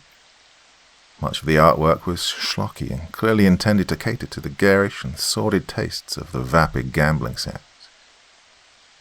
Some part of him didn't feel welcome, as though he'd intruded on some private place, set aside for other gods. He shook off the depressing musings. There are no other gods, he reassured himself. He soon stepped away from the table to take care of personal needs and to decide what he should do with the rest of his night. Perhaps he would visit the White Dove restaurant and ballroom on the other side of the hotel lobby from the casino. It boasted a good reputation according to online reviews, even though it was a simple buffet style with a dance floor to one side. He liked the name. It was peaceful, he decided. He soon had a selection of food piled onto a plate and was seated near the dance floor. The place was sparsely occupied, so his hopes of being able to watch dancers as he ate were dashed. Still, the food was good enough. A little bland, but that was necessary in a place that acted as a crossroads of cultures. There was a spice table at the end of the primary row of entrees. He'd helped himself, yet nothing seemed to attach to his taste buds. The combination of eating nearly alone, having no one with energy around him, and the tasteless food soon had him growing restless. He finished up his repast and left the table to go out to the final section of the complex he hadn't visited, the river overlook. As he passed the table nearest the entrance, he saw a stout man in a rumpled sport coat, who glared daggers at him, eyes focused on his crucifix, the only outward sign of his profession. The man appeared to be so hostile that he paused for a moment to determine whether he'd done anything to offend the fellow. "Excuse me, sir. Have I offended you in some way?" The man looked startled. He was apparently unused to being confronted about his demeanor or behavior. He scowled. "Don't like that thing you have around your neck. You Catholics are all hellbound. No concept of righteousness. Not that you'd understand. You people don't even read the book. You listen to your priests and pope and disregard the word. All the kneeling and ritual prayers in the world won't save you in the end. Go back to your idols and beads and leave me alone to seek heaven." Father Baiani was startled by the vehemence with which the man spoke. He hadn't been attacked directly for his faith in years. "Sir, I'm not sure what religion you practice, but I am a man of God, a consecrated priest of the Holy Church. I assure you that I understand more than most, if not as much as I would like. I meant no harm and wish you a peaceful night." With that, he started to walk past the man, but the man rose from his table and pointed his finger. "Your Pope is the Antichrist, and your church is a place of Satan.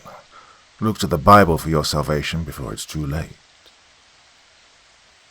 Father Baiani increased his pace and continued on his journey to the river overlook.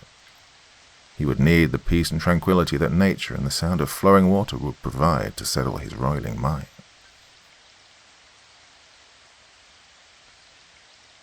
Pastor Bill resumed his seat and shook his head.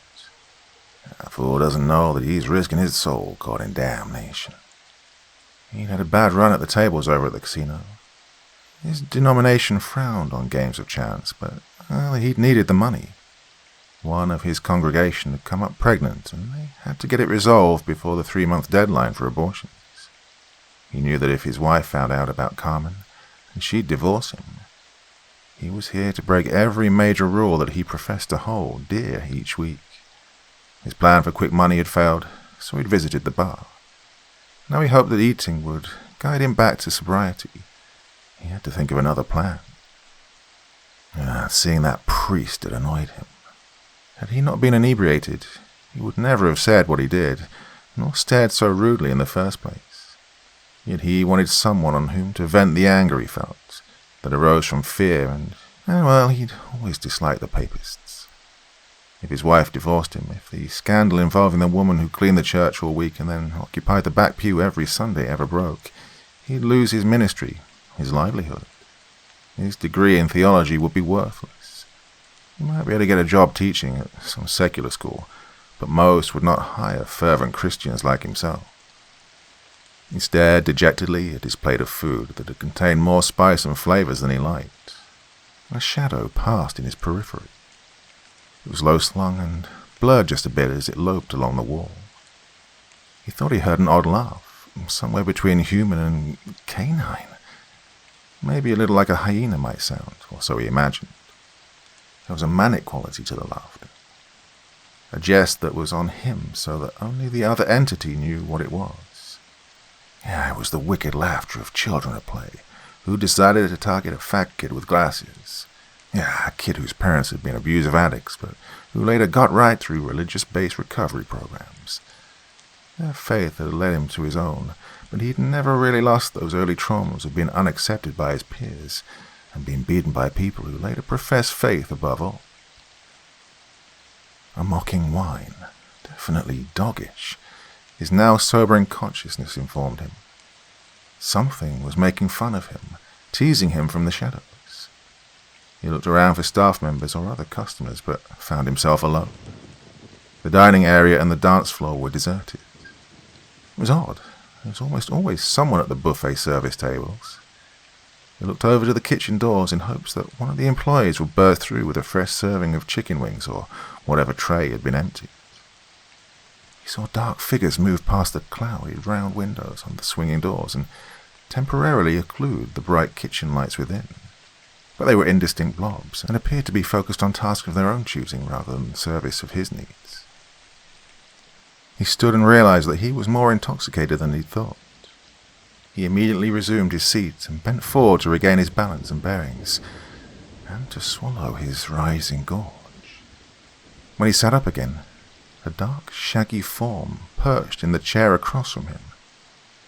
The figure was no more than a silhouette, a raggedly hewn shadow. Yet there were eyes. Sinister golden gleams appeared and blinked at him. He heard a heavy, panting sort of breathing, and a gust of foul-smelling carnivore breath assaulted his olfactory senses. What are you doing at my table? He asked in a mushy, confused manner, still fighting off waves of nausea.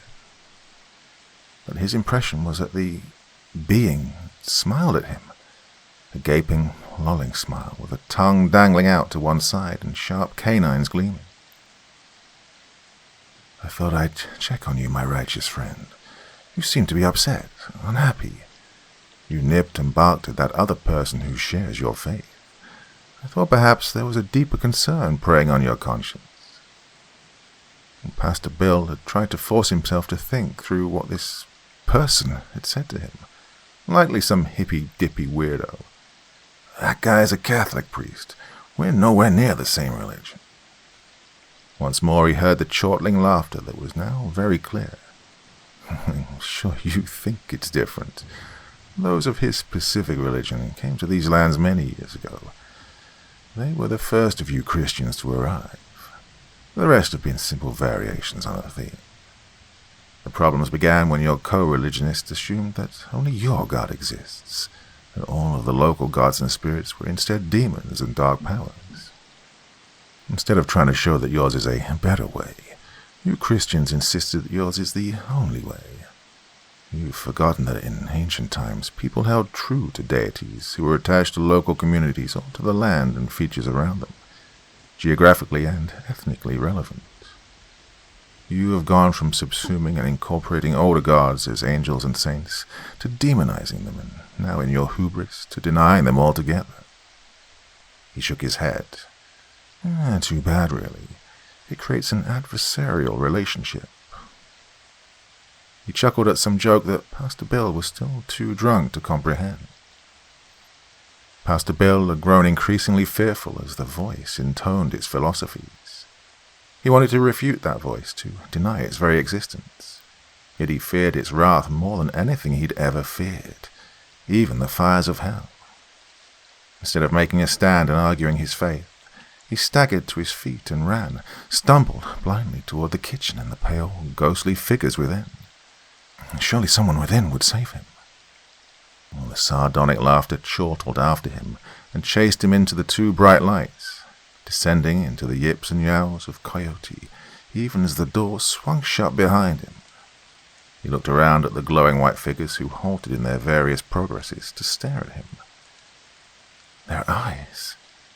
There were none, just empty sockets, faces slack with gaping lamprey maws. He heard a new sound as they swarmed him, his own forlorn screams of ultimate agony. Father Baiani stood out on the river overlook platform and enjoyed the solitude that had so recently left him restless.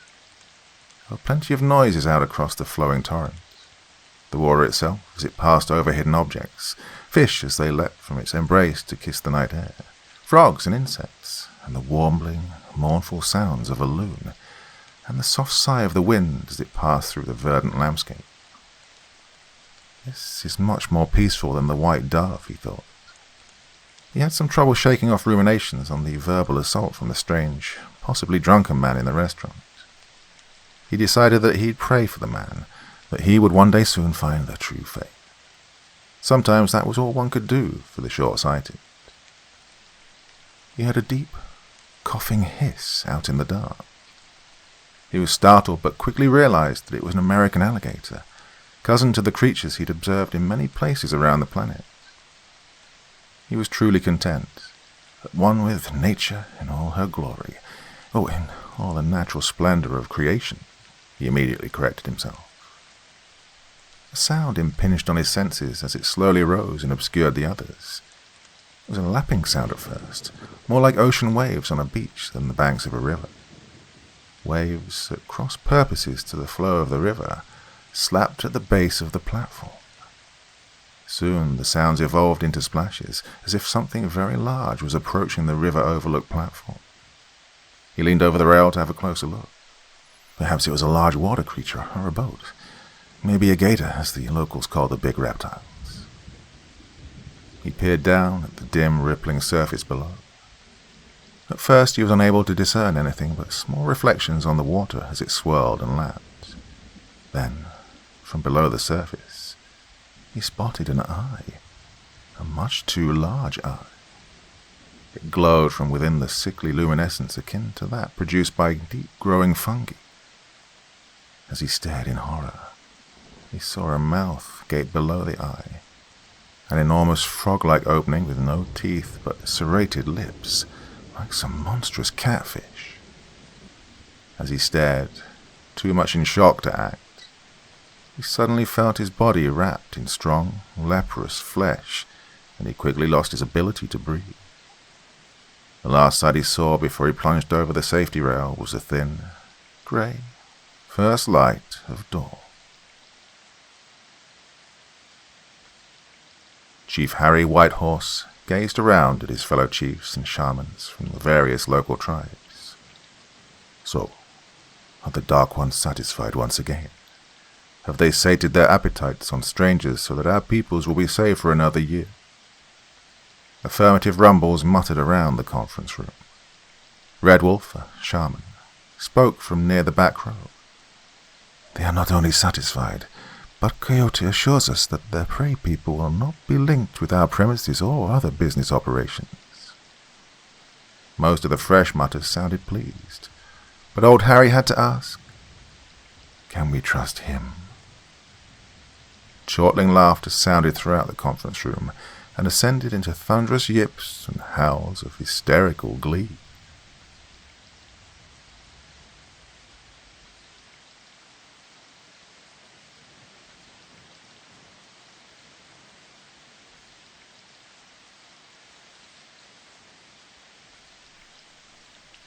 Well, it has been said that sometimes you change your mind, but on other occasions it's the mind that changes you.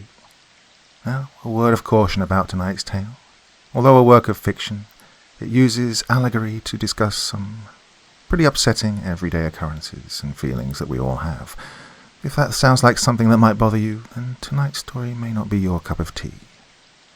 For those that remain intrigued, let's begin. The Blood Canvas. Day 1. The world has changed. Subtly, over time. It didn't happen overnight. Well, I figured it'd be a good idea to tell my story, mostly to keep myself sane. I don't even know where to start. I'm new to all this recording and expressing my thoughts. It's just, I need someone or something to talk to.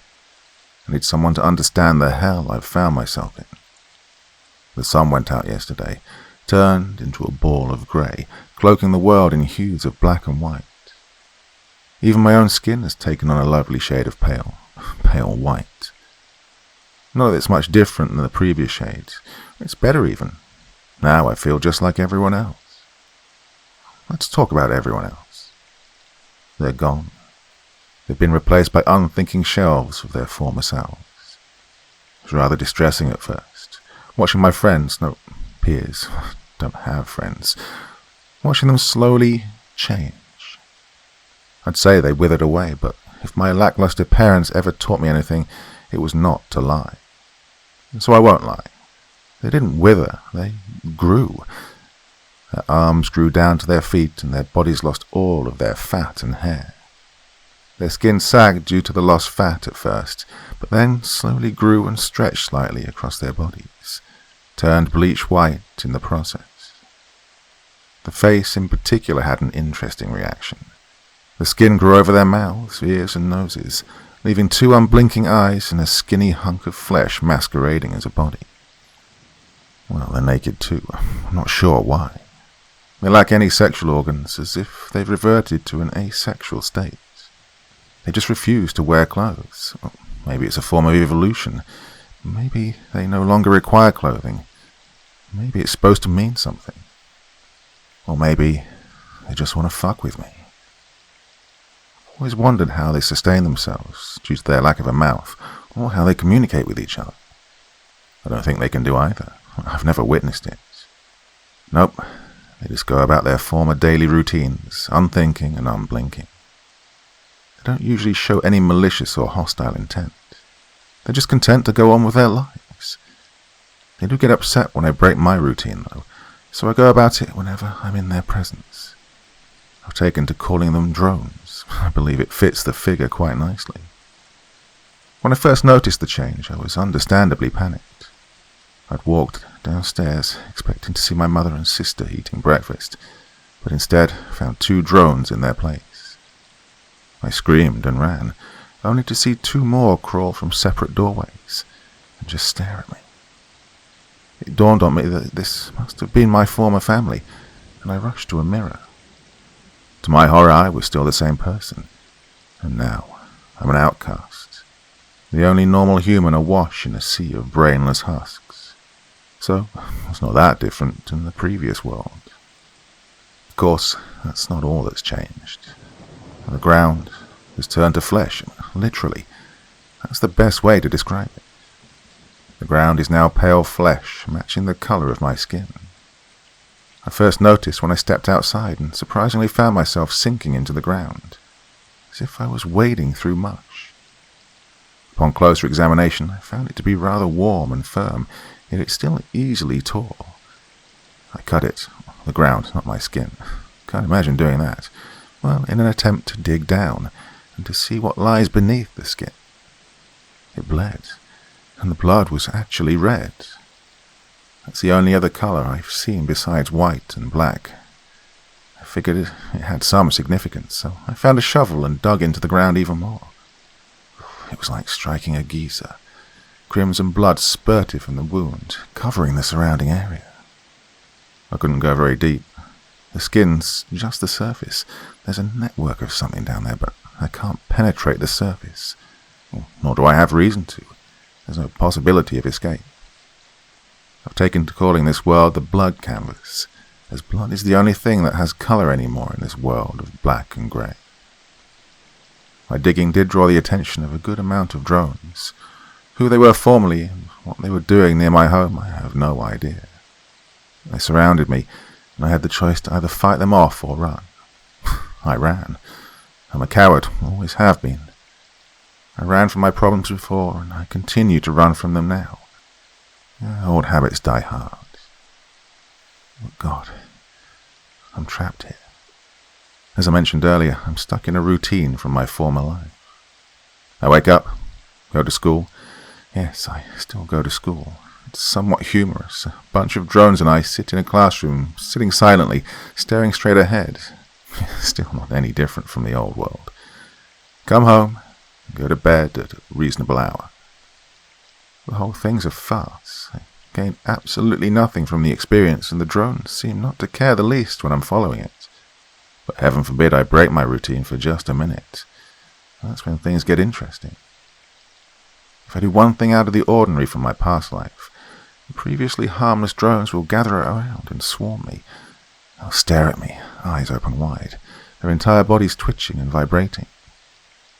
Can't tell if they're trying to communicate in some bizarre way or genuinely upset at my breakage from the cycle.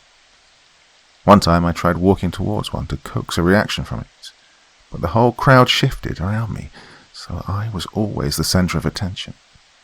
God, I hated that. Honestly, though, I have no idea if their intentions are hostile or not. I've never let them get past the twitching stage. I break down and return to my routine, and the drones gradually dissipate, satisfied with my actions. I'm stuck in a nonconformist's hell.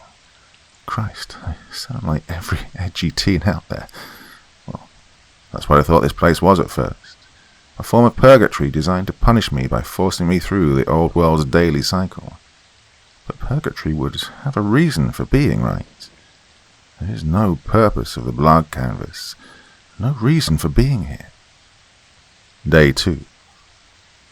Today was a bit worse than yesterday. I was strolling around the blood canvas, going about my normal school routine, when I came across another foreign entity. This one was not like the drones. It was capable of thought and had definite hostile intent. I call it the Hanger, for reasons that will become obvious in a moment. It had the basic appearance of a drone. Long arms, a skinny, almost anorexic body, and pale white skin. Its left arm was missing. In its place was a messy red stub attached to a long, crimson rope-like appendage, which ended in a noose. The Hanger had a long, protruding neck, cracked in the middle to the left, so that its head rested on its own shoulder. A chain was wrapped around the bottom of the neck and coiled down its right arm. Well, it actually had a face. Its mouth was stuck in a perpetual grin, and above it laid a pair of bloated eyes. The nose dripped red, bringing some colour to the bland face. Strangely, its right arm was covered in stitches, sometimes torn open, revealing a nasty, crimson wound underneath. The final difference was that the Hanger was not asexual like the drones. It was definitely male, but it was still naked like the drones. What I'm getting at is that its penis was exposed too. I could see that its tip was red, and I honestly didn't want to look further to find out why. I'm sure you understand. None of the drones noticed the Hanger. I tried to ignore it too, pushing the thought of it to the back of my mind, in the hopes that it would ignore me. It didn't. Instead, it followed me around the grey school campus, smiling, waving its noose and pointing at me. There was something about the Hanger that seemed strangely alluring. I couldn't tell you why. This thing was inhuman and so sickly, but its naked form was so... Never mind, forget that part. There was something strangely familiar about the Hanger, like I'd seen it before, but never took it seriously. I don't know why it chose to manifest itself now. I was sitting alone eating lunch, watching it about 30 feet away when it decided to actually do something. It pointed at the nearest drone, signaled its downfall, swung its noose and lassoed, well, for the lack of a better term, it lassoed the drone. Well, the drone was taken by surprise.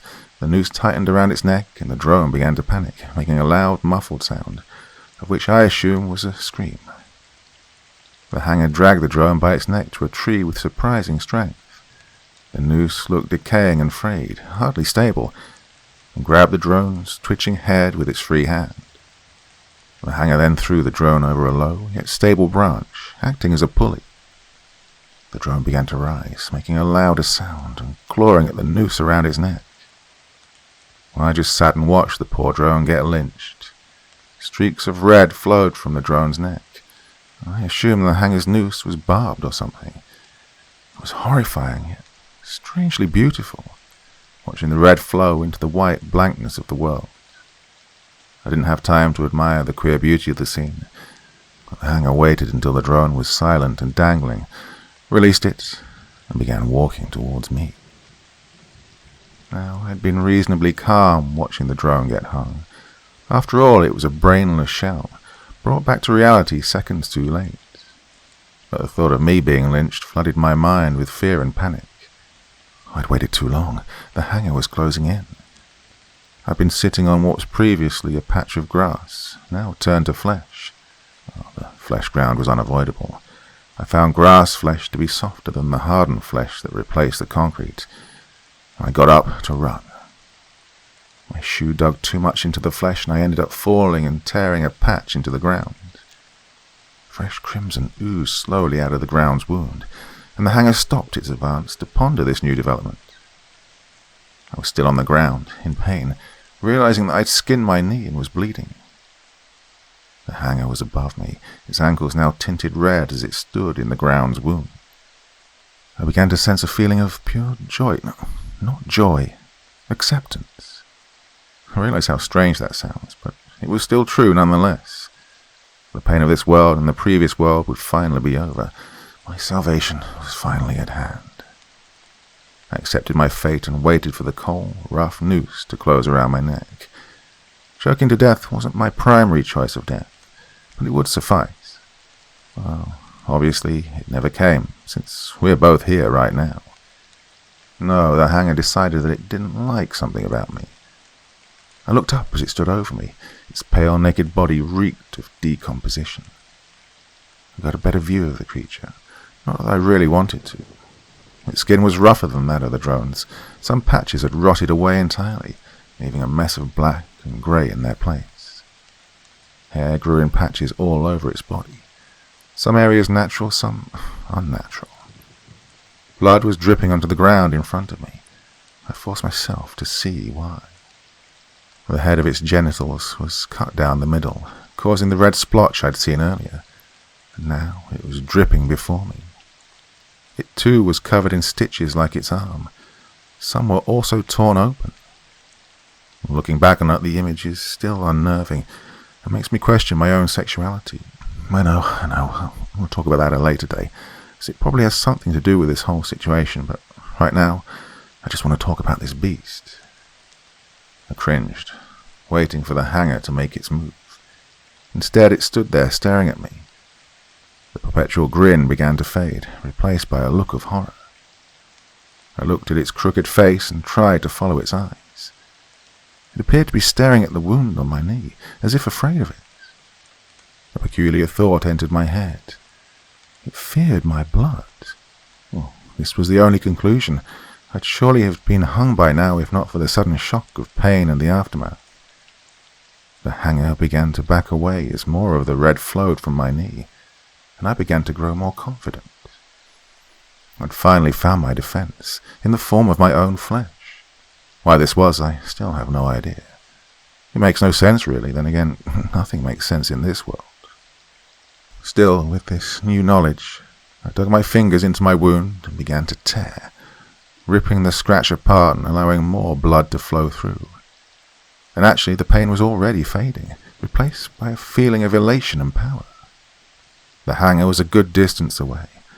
I stood up and started walking towards it, showing the blood on my hands.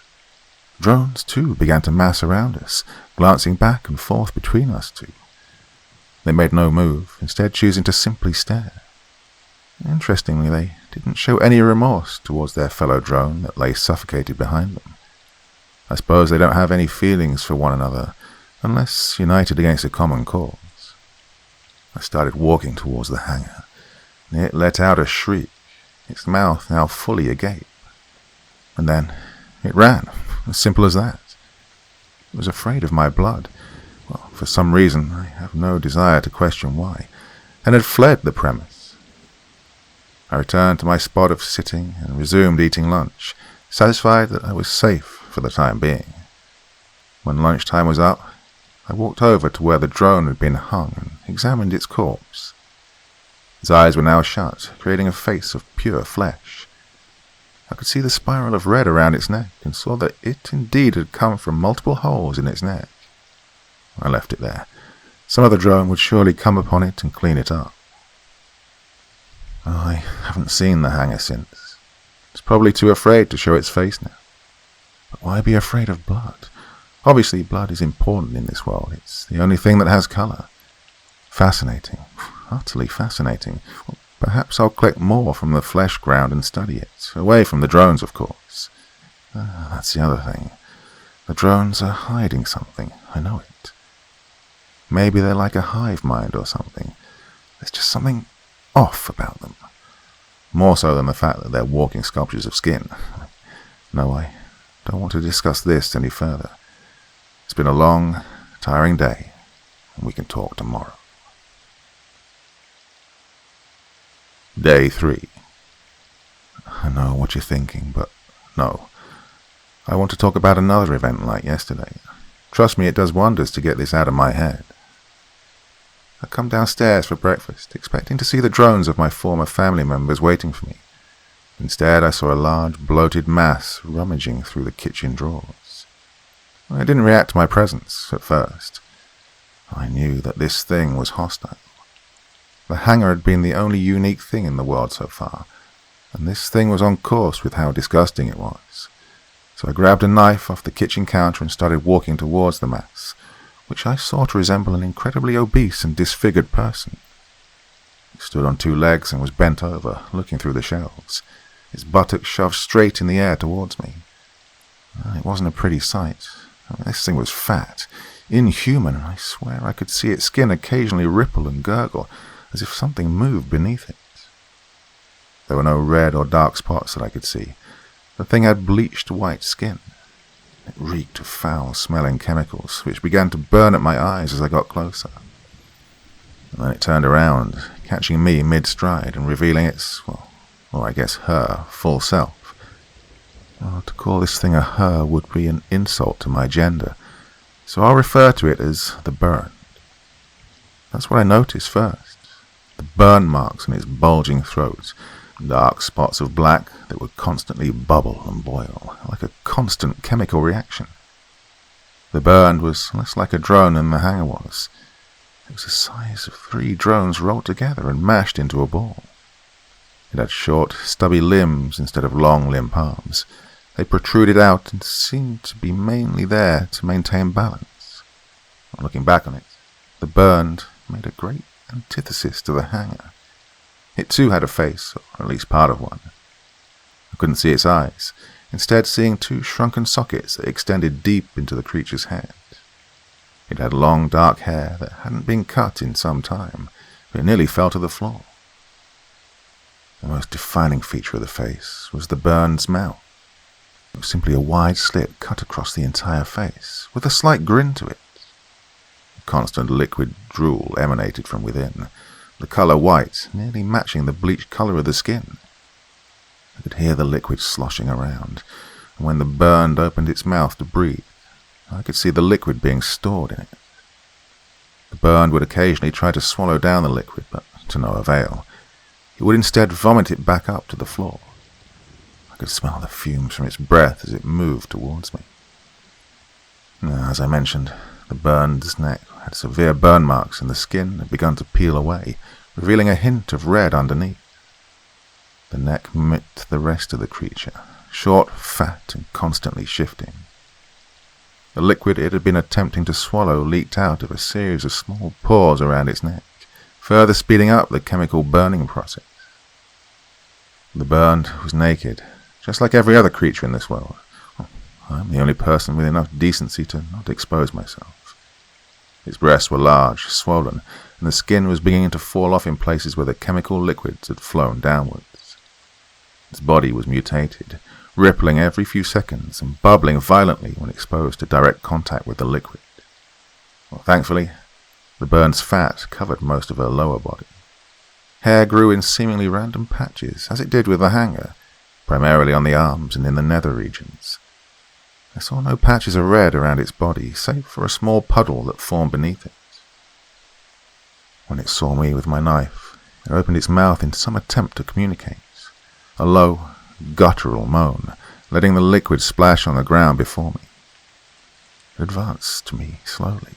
Each step must have been a tremendous amount of effort. Riding off the confidence from my confrontation just the previous day with the hanger, I took my knife, plunged it into the burned's bulbous body, and wrenched it back out. Well, the burned didn't seem to notice at all. My knife, on the other hand, was covered in the body's inner liquids and began to dissolve. Again, I stabbed the burned's body, not wanting to get close enough to slash at the throat, and this time lost my knife in the mass of flesh before me. The burned was agitated and started towards me at a faster rate. Then it stopped, a gushing sound filling the room, and vomited on the ground between us for a solid 10 seconds. The pool of liquid began to fill the room, and I could feel it start to burn away at my feet. I screamed in pain and tried to run to safety, only to slip wildly in the liquid and fall face first into the hard ground. The burn seemed unaffected by the liquid's properties and continued its advance towards me, more liquid boiling up in its mouth. I desperately tried to recover, but between the burning fluids and my own panic, I had trouble getting to my feet and constantly fell back down. The burned wasted no time and was on me in seconds, grabbing my hair with its stubby hands and pulling my face towards it. Its skin felt warm and gelatinous, rippling against mine as it placed its hands near my mouth, trying to wrench it open. I held it close firmly as the mass of flesh began to pull and pull. I thought back to my confrontation with the hanger and remembered what had driven it away: my blood. I reached a hand down to my knee and again tore at the scab, allowing blood to once again flow freely. It seeped down into the pool below us and mixed with the liquid. The burn let out a yell of surprise and released me into the pool, which was no longer burning at my skin. I looked around the room, desperately attempting to find some object to aid me. I needed more blood than my leg wound would provide. I found another kitchen knife, this one more serrated than the other. It would have to work. I drew the blade across my left arm, parallel to it, not perpendicular. The familiar color of red began to drain from it and onto the floor, mixing quickly with the pool on the floor and changing it from white to deep red. Sensations of pain were quickly replaced with a feeling of total control and happiness. The burned nearly slipped on its own chemicals and blood as it began its hurried retreat, stumbling towards the back door and slipping in my blood. I made another slash across my arm, doubling the feelings of pleasure while further driving the burned away, out of my house, out of my mind. By the time the burned finally rolled its naked body out of the door, all that was left of its presence was the pool of blood and chemicals it had waded through. I haven't seen it since. It's gone, just like the hanger is, buried deep down in the corner of the world and my mind. I've since covered my self-inflicted wounds and hidden them away. I'm not ashamed of them or anything, it's just, I don't know. Maybe I am ashamed of them. But they saved me, and they felt good. Well, the drones didn't like them. I could see them glaring at my arm, and that's why I finally covered them. The mess in the kitchen was cleaned up when I got home. The drones like their cleanliness. Still, I'm trying to figure out just what the hell is up with these abominations that attack me. Well, In all honesty, the bird may or may not have been trying to kill me. I'm fairly certain it wanted to vomit its chemicals directly into my mouth, either dissolving my organs from the inside or turning me into a creature like her. I mean, it. Trust me, if you'd seen that thing, you'd agree that it needed to die. The creatures must have something to do with the blood canvas. This world is sentient. It realizes that I've refused to follow suit like the rest of the people and sends creatures to remove me, to ensure that conformity is followed by all. Is my blood toxic to these creatures? Maybe the blood canvas wanted to give me a fighting chance, but such a glaring weakness is surely unintended.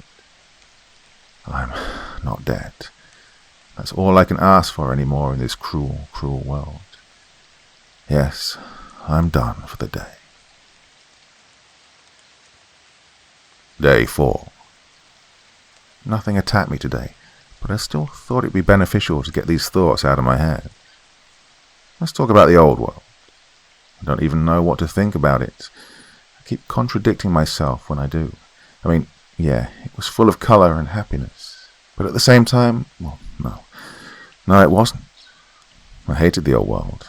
I still do, just less than the blood canvas. I never quite felt the tinge of happiness that everyone else has. I've resented all of them for possessing it. God fucking damn. I'm not special. I'm not different. I mean, we all felt like that at one time or another, right? So why am I chosen to be trapped in this world? Was it by chance or by choice? And whose choice was it? I don't understand. I don't know how to save myself, and it's not like there's anyone to turn to. Everyone's gone. Except for you, I mean. Obviously someone's heard my cries of frustration. How are we able to communicate? Are you trapped in here too? I don't know. I don't know shit. I did cut myself again earlier. No reason, I just simply wanted to see a colour again. I took the blade to my hip and dug it deep into my flesh. It was a darker red than I'd seen in a while, which was a refreshing change of pace. It gave me a good rush. You see, I cut my hip so that the wound would constantly rub against my pants as I walked round, never fully healing and leaving me languid all day. It's a crusty mess of a scab right now. Well, the drones can't see it either. That's a nice bonus. I've started carrying a razor in case I ever need to defend myself again. It's kind of cool being the last human alive, well, at least as far as I know. Gives me something to fight for. But holy shit, is it lonely. I never realized how important it is to actually see other human beings every day, whether I wish to speak with them or not. And there was the odd person that I could talk to every now and again. Well, the blood canvas is just so empty. Of course, if I saw another human being, I'd probably do something despicable. I mean, as long as there are no drones around, this world is technically consequence-free. I wouldn't mind cutting up another person just for the hell of it. Well, I'd slice up a drone, but that just wouldn't be as satisfying. They wouldn't realize what was going on until it was too late. I want to see the fear and panic in another's eyes as I cut their lifeline short. I want to feel their blood on my hands. I want to feel my blade cut to the bone. I want to feel my fingers in their eye sockets gouging them out, twisting and eliciting anguish and agony. And then I want them to die. I want them to regret leaving me so alone. Retribution for myself in the old world. I have control here in the blood canvas.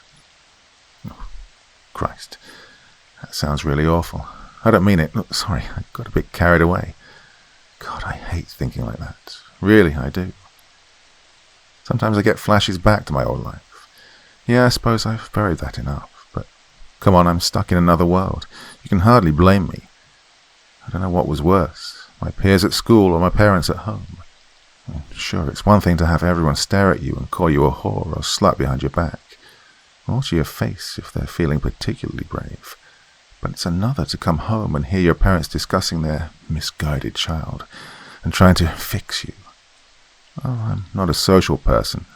My lack of friends or allies was something I grew accustomed to, and it even helps me cope with the loneliness now. Oh, shit. Don't know why I'm talking about this. It's inconsequential to my current situation. No one wants to listen to it. Day 9. It's been a few days. Nothing interesting happened until yesterday when I met another human, or at least another person like me. A young girl around my age, seemingly appearing out of the mist. At first I was obviously suspicious. After all, the only other apparitions that had appeared had tried to kill me. I met her on campus. I'd never seen her before. There she was, wandering around, looking just as confused as I was when I entered the canvas. She was shaded in black and white, like everything else, but I could make out a few of her features. First, she had nice, long, smooth, dark hair. What color it was previously, I couldn't tell. I could see that she wore traces of makeup and eyeshadow, although both were beginning to fall into states of disrepair. She had dark eyes and a few freckles scattered about her face. She was pale like me, and, if we're being honest here, she had a great slim figure. Oh, seriously, I could go on, but I won't. I want to keep this short. She was surprised at my presence and asked where the hell we were. Instantly, I fell in love with her voice, although just listening to someone other than myself talk was what I really needed. I told her we were trapped in another world, and asked how she'd arrived here. She offered the same explanation I've offered you, detailing how the world began to subtly shift into the total overhaul that is the blood canvas. I asked her name. It was Carmen. Carmen seemed rather distant, which is understandable. I was lost too upon entering this world. She talks slowly, as if she's constantly computing what she's saying and what she'll have to say. Quiet, soft voice. Oh, I love it. I made an attempt to befriend her, and she shyly accepted, not having much of a choice.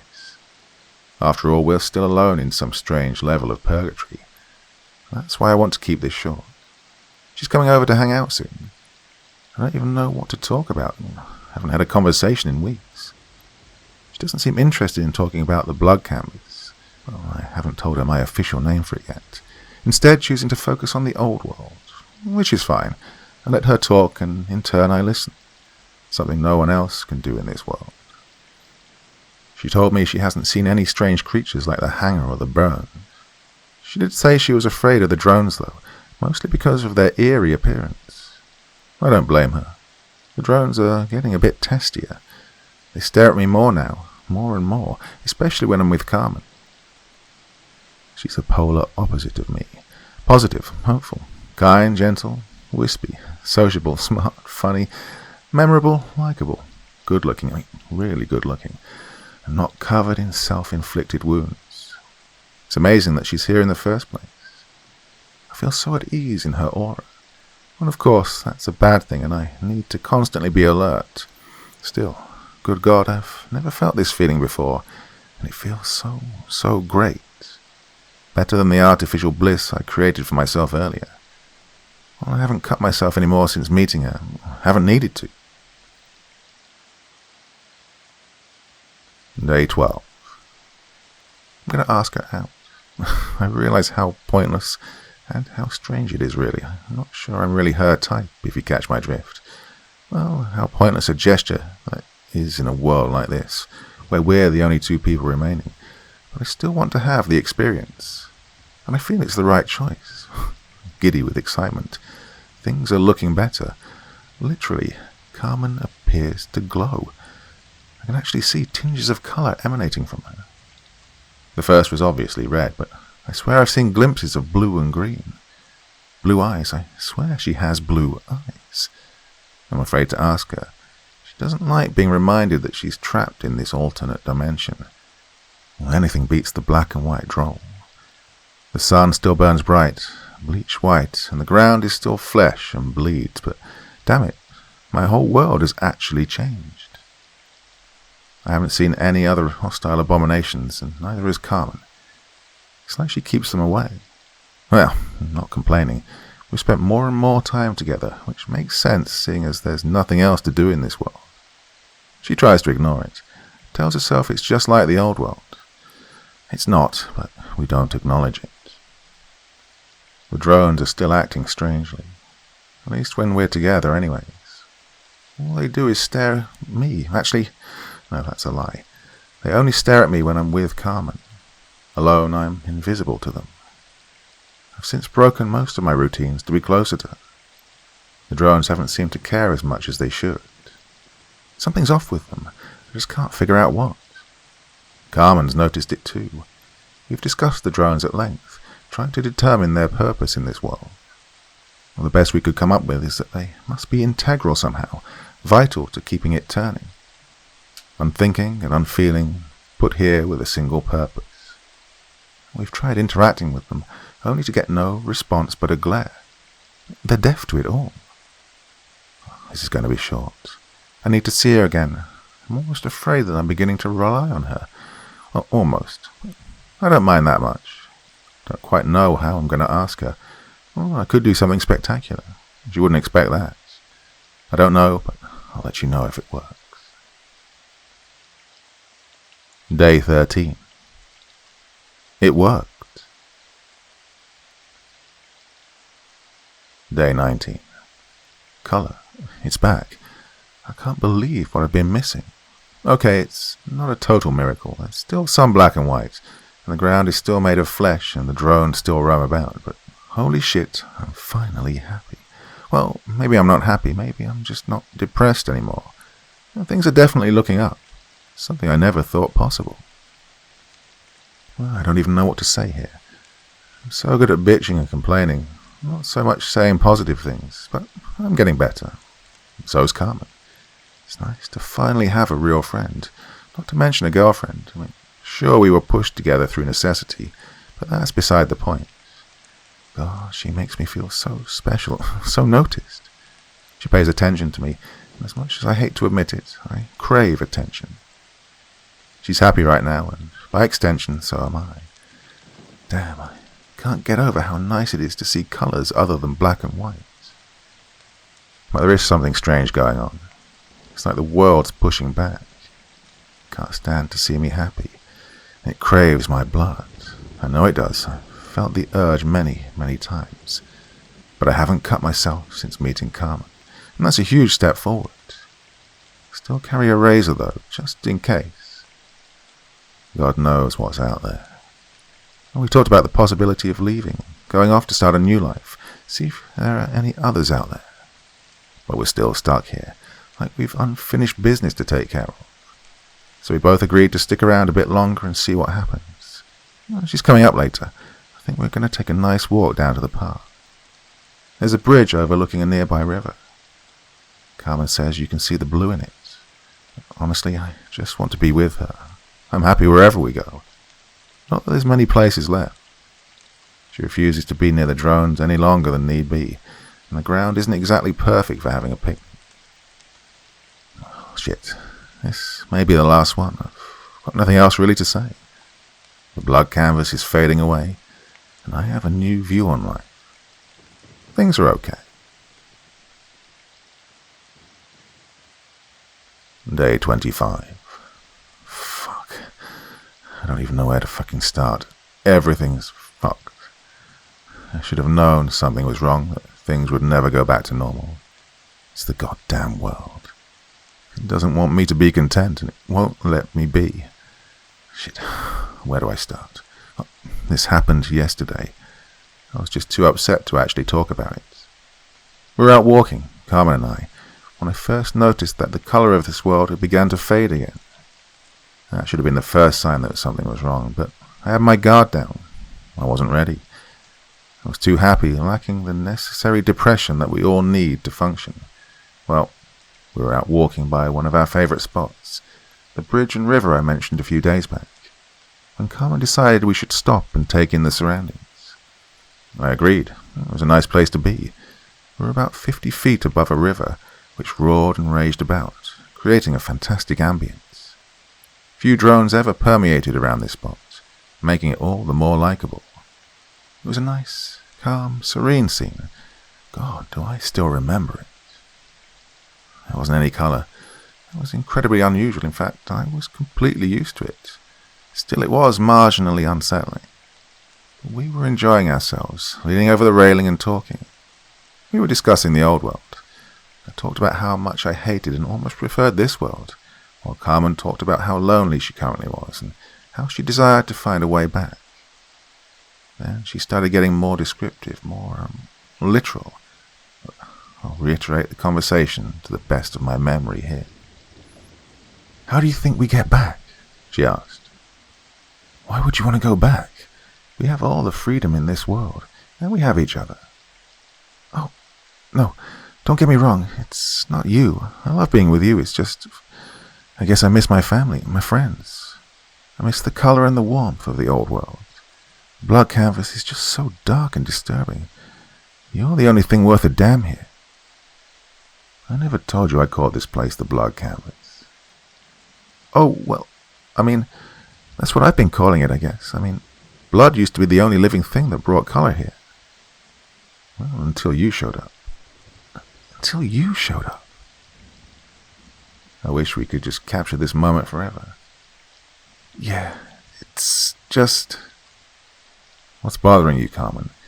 It's something. You're not the ball of happiness you usually are. I just don't know if I can go on living in this world." "Don't talk like that. That's what the world wants. It wants us to end our lives. But we're better than that. Together..." "I'm sorry. I just can't. It'd be so simple. I mean, we could jump together." "What? I'm not ending my life, and neither..." She stood up on the railing and offered her hand to me. Without thinking, I stood up there next to her. "We're done with this world," she said. "Let's face the next one together. I mean, I don't know what..." "Shh." Her voice was soothing. "Close your eyes. Don't think about it. Jump with me." I closed my eyes, thinking that maybe this was the most logical thing to do. I was ready for the next world, and I had Carmen. Surely we'd go to the same place. I thought back to my time in the old world, my family, my former friends, my former life. And I thought about the blood canvas, and how quickly I'd grown accustomed to it. I didn't hate it like Carmen did, but I was ready to follow her, to obey her wishes. But doubt still lingered in my mind. No, I couldn't do it. I couldn't jump. There was still more I could do. I wanted to understand the canvas, not give in to it. If I could understand it, maybe I'd find the exit out of here. I had to back down. I wouldn't let Carmen jump either. Sure, I'd tried before, and sure, this world had sent 2 of its agents to end me, but I was better than them. Despite my better judgment, I still wanted to live my life. I wouldn't do it. I opened my eyes and looked at Carmen. But Carmen wasn't standing there. In her place stood some unholy, unnatural abomination. It wore her skin, but it was not Carmen. It couldn't have been. Its clothes were stained with red, dry, cracked bloodstains, lingering on as if it had been there for days. Its left arm was broken in 2, cracked in the middle and hanging limply at its side. I'd been holding it and released it immediately in shock. And then it turned to look at me. It had Carmen's face all right, except the top half was missing, as if someone had popped it open like a grape. There was an uneven, slanted line of flesh and blood that showed the divide. Compressed, that was the word. Her face was removed and compressed in. Her previously slender and soft neck was scrunched up in jagged lines and drenched in red. The thing's smile ran from cheek to cheek, overflowing wickedly with joy at my discomfort. Blood leaked from the open wound that was her face. There was no way that this was the Carmen that I'd spent tireless days with, that I cared about, that I'd loved. A trick, a wolf in sheep's clothing, that's what it was. It couldn't be real. Yes, the sun had gone out. Sure, the people had changed into brainless drones. Yeah, I cut myself to drive the other creatures away. But Carmen could not be this thing. I stood there dumbfounded. It reached towards me with its working hand. "Jump with me," it spoke through clenched teeth, never breaking its insidious grin. And it still had Carmen's majestic and gleeful voice. Out of everything, its voice was what really stunned me. I stumbled backwards, nearly falling onto my back in horror. It still stood on the railing and bent down to put its face even with mine. "I can't. You're not the same." I struggled to find words. The thing didn't struggle in the least. Weak, pathetic, scared. Hearing those words in Carmen's voice broke something inside of me. The creature never broke its hideous grin and went on. I'm offering you a way out. That's what we've been wanting all this time, right? No, that's not what I want. Liar. You're afraid. You're afraid of what comes next. I could smell its foul breath, tainted with blood and death. No, I'm not. Its grin widened, and the thing grabbed my arm and pulled me close, our faces pressed against each other. His voice changed from Carmen's. It deepened and took on a more ferocious and aggressive growl, demonic even. Then jump. Prove it. Kill yourself. Do it, coward. Pathetic loser. Whore. Slut. No one loves you. No one gives a shit about you, and no one ever will. You're lost in this world, trying to get your way out. Give up. Jump. Oh, I'm better than this world. Fuck. This is your fault. Carmen and I had a life together until you came along and screwed it up. You sick fuck. His voice reverted back to Carmen's. What are you talking about? I'm right here with you. You still found me attractive, right? You still love me, right? It rubbed its working hand up and down its body. No, you're not real. Oh. Its voice deepened again. A clever one. Tell me what makes me less real than everything else in this sick, sick world. I had no words to answer that. Instead, I dug out the razor I'd been keeping just in case something like this happened, put it to my arm and dragged it across. Crimson once again oozed out of the fresh wound. Bleed your problems away. Can't even answer the fucking question. Its voice twisted, obviously in pain. It's not that simple, your problems. They'll bury you before you bury them. Farewell, my friend. Good luck finding someone else to give you attention. It switched back to Carmen's voice one final time. I love you. It blew me a kiss and dropped off the bridge, falling into the river and rocks below. I didn't look for the body, choosing instead to dig deeper into my flesh, control and assurance returning to my body. Day 32. It's been a week. I spent it in loneliness and depression. The drones are gone. I barely noticed. It's just me now. I can't believe I missed their presence. Nothing matters anymore. If Carmen had asked me to jump with her now, I would have done it. I looked at myself in the mirror yesterday, wondering what had become of me in the month I'd been trapped here. I looked about what I expected. Skinny, malnourished, broken, sullen, disgusting, filthy, unhealthy, unattractive, and altogether miserable. I don't even see blood anymore. That colour's been lost. The feeling of ecstasy it once brought me has faded along with it. I stared at myself for a good 15 minutes, wondering just what in the hell to do with myself. And then my reflection moved, of its own will. I watched it take out the blade I kept in my pocket and put it to its wrist. Then it sliced it clean open in a near-perfect cut. Dark grey liquid flowed from its wrist and poured onto the counter adjacent to it. Then, with some difficulty, my reflection repeated the process with its other wrist. Its arms were drenched in presumably blood as it held them out towards me for me to observe. It grinned at me and then fell to the floor lifelessly. I shook my head and my normal reflection appeared again. A glimpse of the future, if I followed my current path. Sloth, a path of laziness. My reflection was right. It's time to end this. I'm concluding my story, hoping someone else can make sense of it. I'm finally fed up completely with this world and ready to move on. I'm tired of running from my problems. I'm getting rid of them for good now. Finally taking control, real control, putting my life into my own hands. And I choose to leave the blood canvas.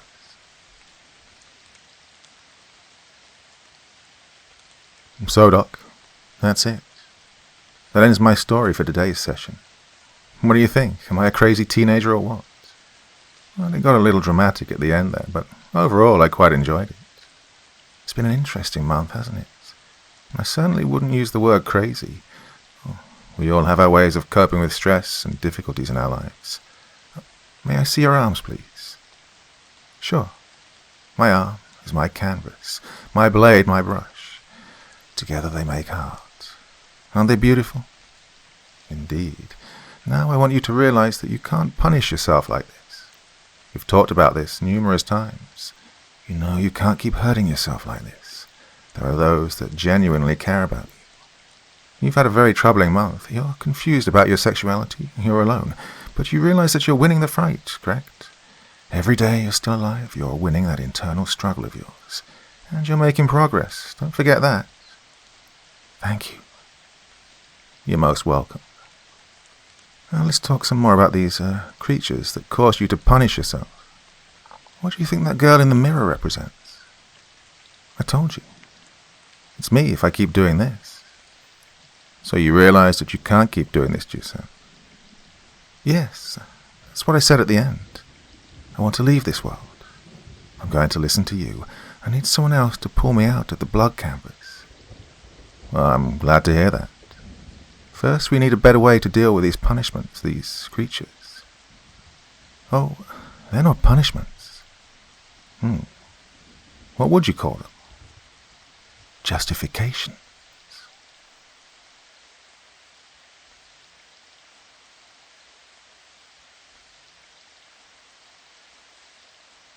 Tenebrous. Lionel Upton Zion grew up like most children. As a child, he had a healthy fear of the dark. The peculiar thing about Lionel was that his fear of the dark didn't evaporate, or at least didn't get relegated to the dark corners of his mind as he aged. Instead, it intensified. His neurosis multiplied and insidiously entered itself into his life. He wasn't able to sleep with the lights off, and whenever he found himself in darkness, he was reduced to a shrieking, sobbing mess. His parents hoped that this irrational fear would pass with time, but it only seemed to dig in deeper and grow roots in the young boy's mind. His parents became increasingly distraught over their son's plight. They tried to cure him of his fears, but their attempts were met with resistance. They brought the boy to doctors, who referred them to psychiatrists, and psychiatrists diagnosed the now teenage Lionel with nyctophobia.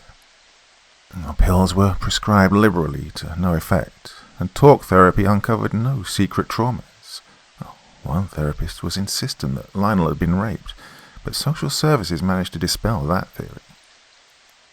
After that incident and subsequent interview with Child Protective Services, Lionel's parents decided against pursuing the issue any further. Thus, Lionel's fear of the dark was left alone by his parents. He did his best to avoid making his fears known, and his parents did their best not to force situations. With time, this problem became something that was in the background and easily overlooked. It was a closely guarded family secret. Time passed and Lionel led a reasonably fulfilling life. He completed college when he was 22 years old and landed a well-paying job that he neither enjoyed nor hated. He found his mental state smothered in ennui, which he combated with new things and new experiences. He blamed it on his growing up and becoming an adult, but he could never puzzle out the nervousness he felt. When he was 25, his grandfather died, and being an only child of an only child, he inherited his house. It was in that house, living by himself, that he started to lose his mind. Lionel's madness started small, like all psychosis. He had the feeling that someone was watching him whenever he was in his house. He chalked it up to living in a small house in a relatively elderly neighborhood. His octogenarian neighbors treated him as if he'd suddenly start throwing raves and doing that drug that killed a lot of revelers. They'd watched a lot of news programs dealing with this almost non-existent issue.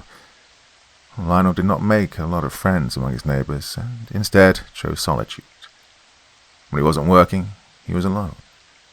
He ate by himself, slept by himself, and even when people tried to intrude on this solitude, Lionel felt like he was alone. A few weeks into living in his new residence, Lionel started to notice that he could never find anything in his house. He would buy and leave light bulbs on the counter after coming home, and he'd find them on top of the television. When he brought home a pack of steaks to cook, only to find one rotting in a closet a week later. He began to research his family lineage for Alzheimer's, but found no real influence of it in his immediate family. Lionel eventually decided the stress of his job was toying with his mind, and he continued on with his life. When the lights were next to become mischievous, Lionel began to feel tinges of panic rising up from the pit of his stomach. And he brushed away his childish fancies that he hadn't been able to bury, but had been able to ignore. He'd go to sleep in his bedroom with the lights on, and would wake up in the morning with them turned off. He figured that there was some sort of timer function used as an energy saver, but found nothing in his investigations. As a part of Lionel's ritual, he'd turn on every light in his house as soon as he got home. He'd start in the kitchen, moving on to the bedroom, and then the bathroom. Every room he was going to use was lit up. Upon returning to the kitchen, the lights would be out. Now, this didn't happen every day, but occurred with enough frequency to be noted by him. He explained it away as a slipping mind, but knew that something had begun to gnaw away inside him. Lionel's anxiousness finally reached a pinnacle when he was reading a magazine in his kitchen, when the room was bathed in a fast flash of light, and then darkness swallowed him whole. He went to the switch, thinking it needed to be flipped, but found that it could not be resuscitated. The longer he spent in that darkened room, the greater his unease grew. His hairs stood on the back of his neck, his bowels tightened, and he felt his testicles retract. He threw himself into the light of the living room and took 15 minutes to slow his breathing. Upon examination, the next day, Lionel would find the wires severed to the switch. Lionel's anxiousness turned to panic. He had the wires repaired, but a week later they'd be split again. Well, electricians were dumbfounded as to the cause. They thought rats were chewing up the wires. Well, the house did have its fair share of rats, but the pattern was more similar to a cut and not gnawing. Then the lights in the living room would go out of operation. He'd been able to deal with small moments in the darkness, but something about this darkness in particular was extremely upsetting. It was suffocating. He felt eyes on him when he was in the darkness, and he imagined breath on the back of his neck. It didn't take long for Lionel's panic to turn into pants-shitting terror. That terror fulminated while he was taking a day off work. Well, he'd noticed that he'd been doing that more and more, but couldn't help it, not with everything that had been happening. He watched a rat scurrying across the floor. He was not good at cleaning house and wasn't fazed by creatures crawling around. It passed under the shadow of his chair.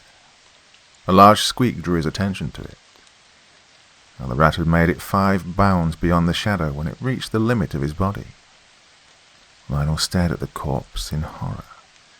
2 of its legs had been torn off, and it was missing half an ear and 1 of his eyes. Lionel spent the rest of the day avoiding shadows. Whatever was in there was the cause of Lionel's terror, and it was the presence in the darkness. It had been watching him for a long time. He knew that it had started by toying with him. It moved his things around to play with his mind, and its pranks on the lights was its escalating the situation. Lionel dry heaved when he realized that it had probably cut the lights while he was sleeping. It was alone with him while he slept. What did this thing want? He shuddered because a part of him knew exactly what it wanted. Whatever creature had done that to the rat had a new target.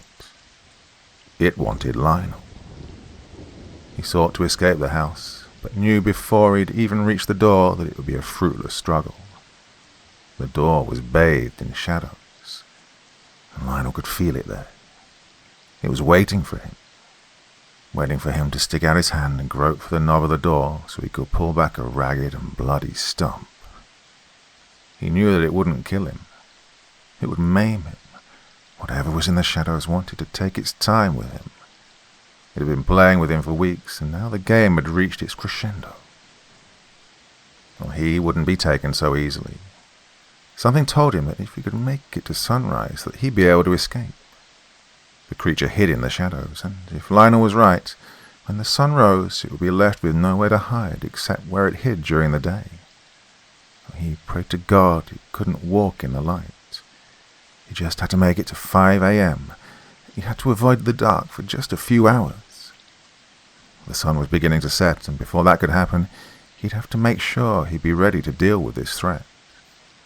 Lionel ran all over the house, trying to collect everything he could to use to make it through the night. He knew the lights would not hold out for long. They would eventually be cut. He grabbed a lighter, matchboxes, candles, and batteries. He looked out the window as the sun slowly sank beneath the horizon. He had just one last thing he needed before he was ready to confront the darkness. The only problem was that it was in the closet in his bedroom. The door swung open, and the light that streamed into the closet was almost instantly consumed by the hungry darkness. There was no light bulb in this place. He'd wanted to install a switch in every single room of this house when he moved in, but then the trouble had all started, and he was sidetracked. The closet was about 6 feet long, and the coincidence of that did not escape Lionel. The item he wanted sat on the shelf in the back corner. In the murky darkness, he could just make out the flashlight. Lionel knew he would have to enter the darkness if he wanted to retrieve the flashlight. He stepped forward and felt the oppressive darkness begin to circle around him. He pulled out his lighter and struck it. The flame illuminated a radius of around a foot. He walked slowly into that space, afraid that whatever was in the shadows would lunge out at him at any second. His eyes wandered all around him as he edged closer to the flashlight. He grabbed it off the shelf, and when he turned around, he saw the thing in the darkness. It was on the border between the darkness and light, but Lionel saw it clearly enough. His entire body was jet black, like it had been made of obsidian ink. His eyes were a dark red that resembled a blood-red ruby, dropped into clouded water, and his body was emaciated. Now the sight was quick, but burned itself onto his mind. Its sudden appearance caused his finger to slip off the button that was depressing the lighter, and the closet was quickly swallowed in darkness as the flame died. Lionel quickly moved his thumb to the striated wheel and spun it while depressing the button that aerosolized the lighter fluid. The spark caught and sent out a flame. He expected the closet to be empty when the light returned, but he was horribly mistaken. The light brought the image of the monster's visage just inches away from his own, and the monster skittered back into the shadows with a noise that sounded in between the cry of a child and the shriek of rusty hinges. Its mouth was horrifying in itself. It looked like it had been fused shut, but it had chewed through its own sealed lips to form a new mouth. It was a ragged, wet hole that exposed 2 rows of horrendously sharp teeth. Its breath reeked of the sickly sweet smell of decay. He silently prayed to a god he never truly believed in, but would start if he made it through the night alive, that the light would ward off the monster. Lionel threw himself out of the closet into the light and threw up by his bed. That thing had been by his bedside while he slept. Lionel wiped his mouth and became aware of the sound of wood being sawed. He realized what was happening a second too late, as the wires that were supplying light to his room were severed by that thing's serrated claws. The room sank into darkness, and the creature slid out into the blackness to join him in the room. He struck the lighter and made his way towards the door with everything he could think of to create light. He opened the door to the hallway and looked back into the darkness one last time, just as the pitch-black hand lunged out of the darkness and batted at his hand. Lionel shrieked as the lighter flew out of his hands and into a corner of his bedroom. The door slammed shut and left him in the hallway and sealed the light in the bedroom with the creature. Lionel heard a noisy crunching that he recognized as the monster's teeth chewing into the plastic and spraying the bitter lighter fluid into its mouth. The lighter was gone, but he still had matches to light up the night. The lighter was destroyed, and he now realized that the sun had completely sunk beneath the horizon. He would soon be completely surrounded in the darkness that the creature made its home. The kitchen was his best bet for surviving the night. The light bulb in the living room had been flickering, and Lionel needed that light for just a few minutes while he set up his defenses. Without it, he imagined himself being rent apart by obsidian-esque claws. He threw himself into the corner by the refrigerator. He swung open the door and pressed his back against it. The light bathed him while he set down candles and began to light them. He heard the door upstairs swing open and knew that the shadow was coming for him. Lionel heard the sound of something coming down the stairs. He paused in the living room and heard the sound of plaster being torn and a furious scratching in the wall. It was attacking the wires. It had been in the walls, severing the wires, but now it was able to forego subtlety. The light shorted out in the living room. The creature was one room away, and he hadn't even lit any of the candles. He'd have to hurry, or he would meet a horrible fate. The man shakily struck a match and lit 2 of the 3 candles with a single stick of phosphorus. The match burned down, and a brief flash of pain licked through his fingers before lighting the 3rd and final candle using another candle. The room was bathed in darkness, with only 4 sources of light to protect Lionel from an extremely gruesome end. The 3 candles and the light of the fridge kept the monster at bay. He looked up and could see the creature watching him from the shadows. He almost wasn't able to make it out, were it not for the eyes. Those dark red rubies poked out from the shadows. The eyes were so intently watching him, and a shiver shook through his body when he realized that those were the very eyes he'd felt on him when he was in the shadows. They'd been on him ever since he came to this house, and he was only just now becoming acquainted with their owner. The longer those eyes watched him, the more unhinged he became. His fear quickly turned into anger. Fear is a paralytic and anger is a motivator. Lionel decided to needle the beast the way it had been taunting him. He set the head of the phosphorus tip on the strike band of the match, and with his free hand he flicked the match. The match spun through the air and landed lit at the feet of the shadow creature. The creature skittered away with a surprising speed that he wished he hadn't seen. Lionel growled. "How does it feel, asshole? Who's spooking who now?" The creature had scurried behind the dividing wall between the living room and kitchen. Not seeing the creature's self-made bloody maw was worse than seeing it. Images of what it could be doing in the darkness out of his sight were terrifying.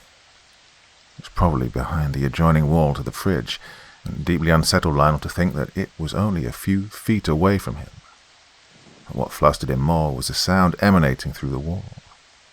A low scratching sound could be heard, like iron nails scratching into plaster. It was very slow and deliberate. The sound continued for a few minutes before Lionel was able to realize what was happening. It was tunneling through the wall. Lionel almost threw himself into the darkness to escape being near the fridge, but managed to control himself. It was certain death to go into the oppressive darkness that now consumed his house. It was trying to surprise him. Well, 2 could play at that game.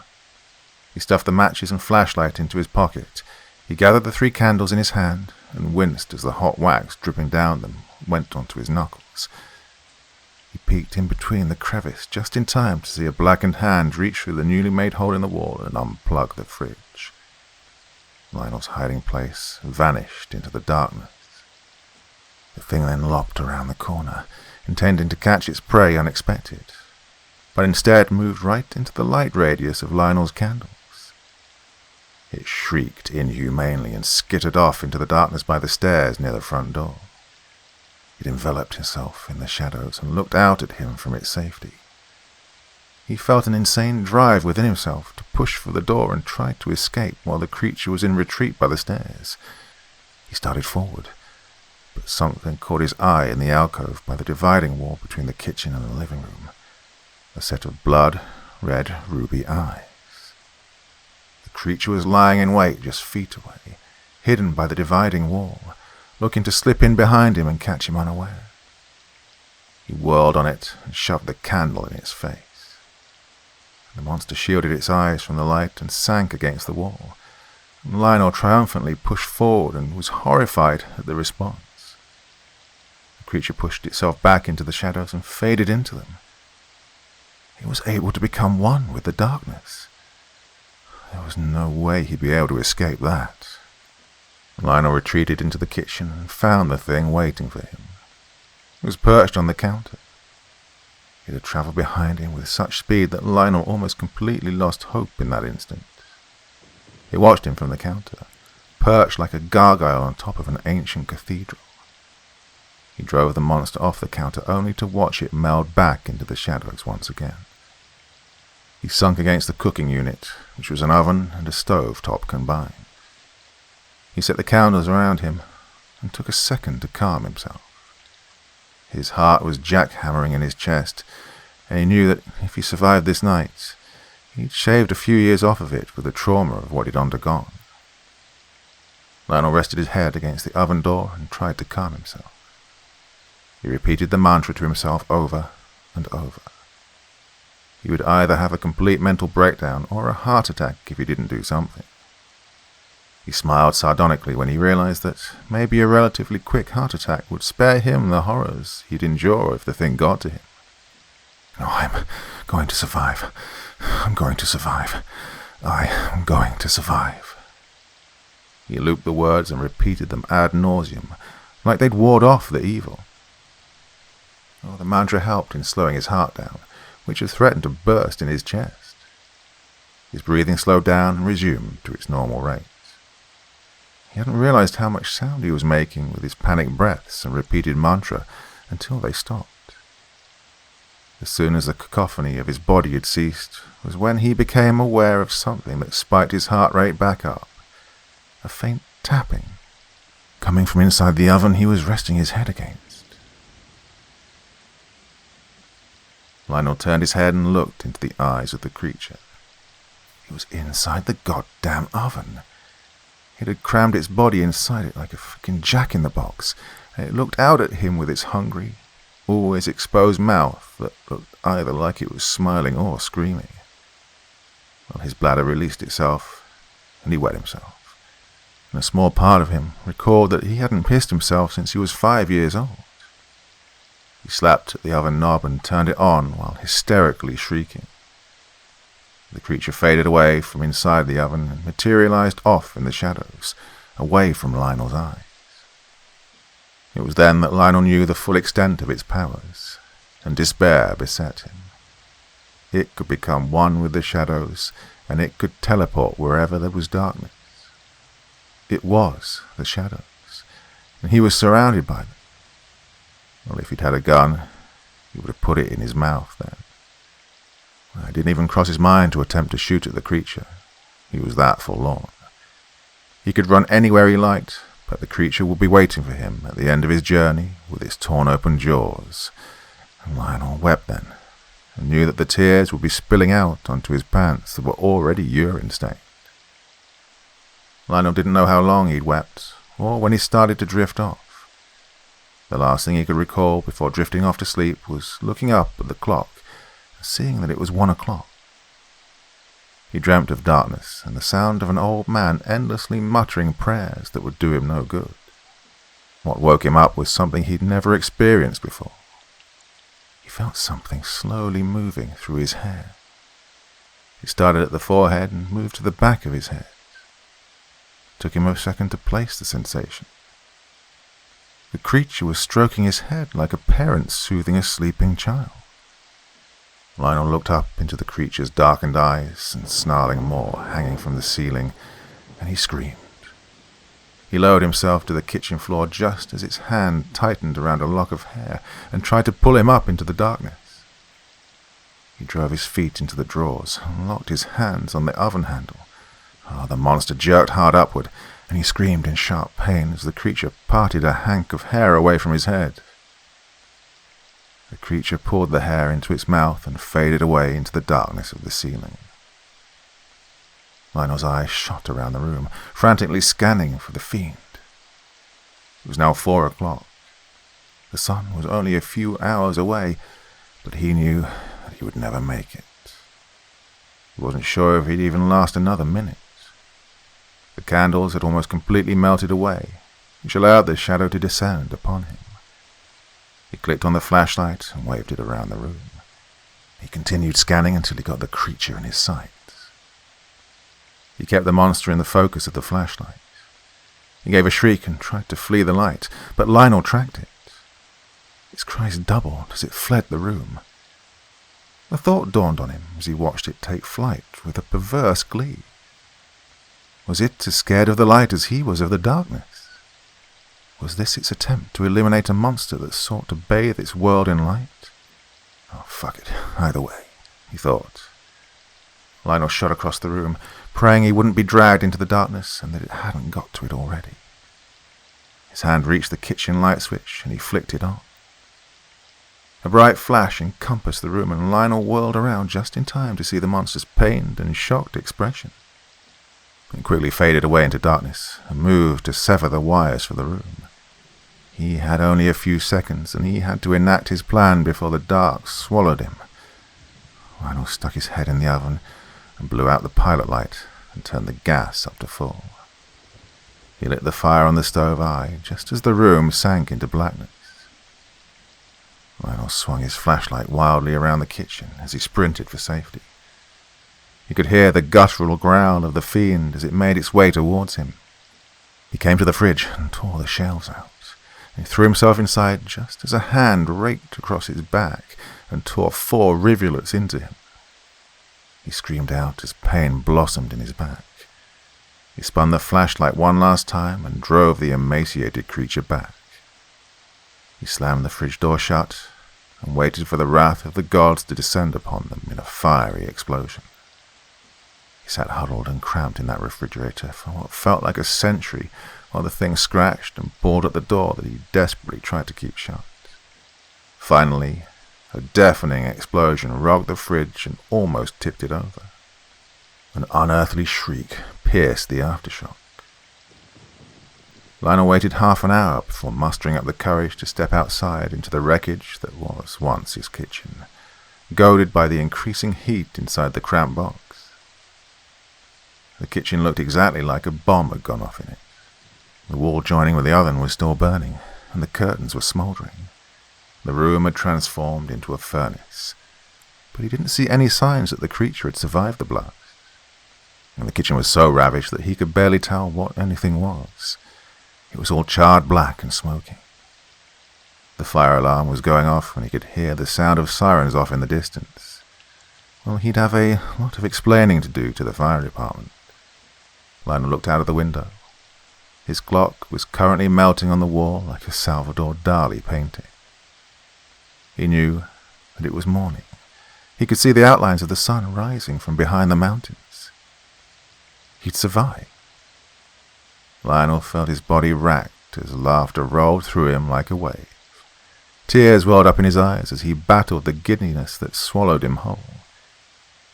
He stopped laughing when he realized he wasn't the only one who was laughing. Lionel felt something completely alien drag itself across the back of his teeth. He knew it was a tongue, and he knew in that moment that this is what it wanted. It wanted all its options limited, so it could take its only refuge that was left. A small part of Lionel knew that there'd always been a darkness inside himself. He didn't have time to reflect on that, as a popping sound filled the entirety of his body. That popping sound was his lungs tearing apart, and his head splitting open, as the darkness that was inside Lionel consumed him from the inside out.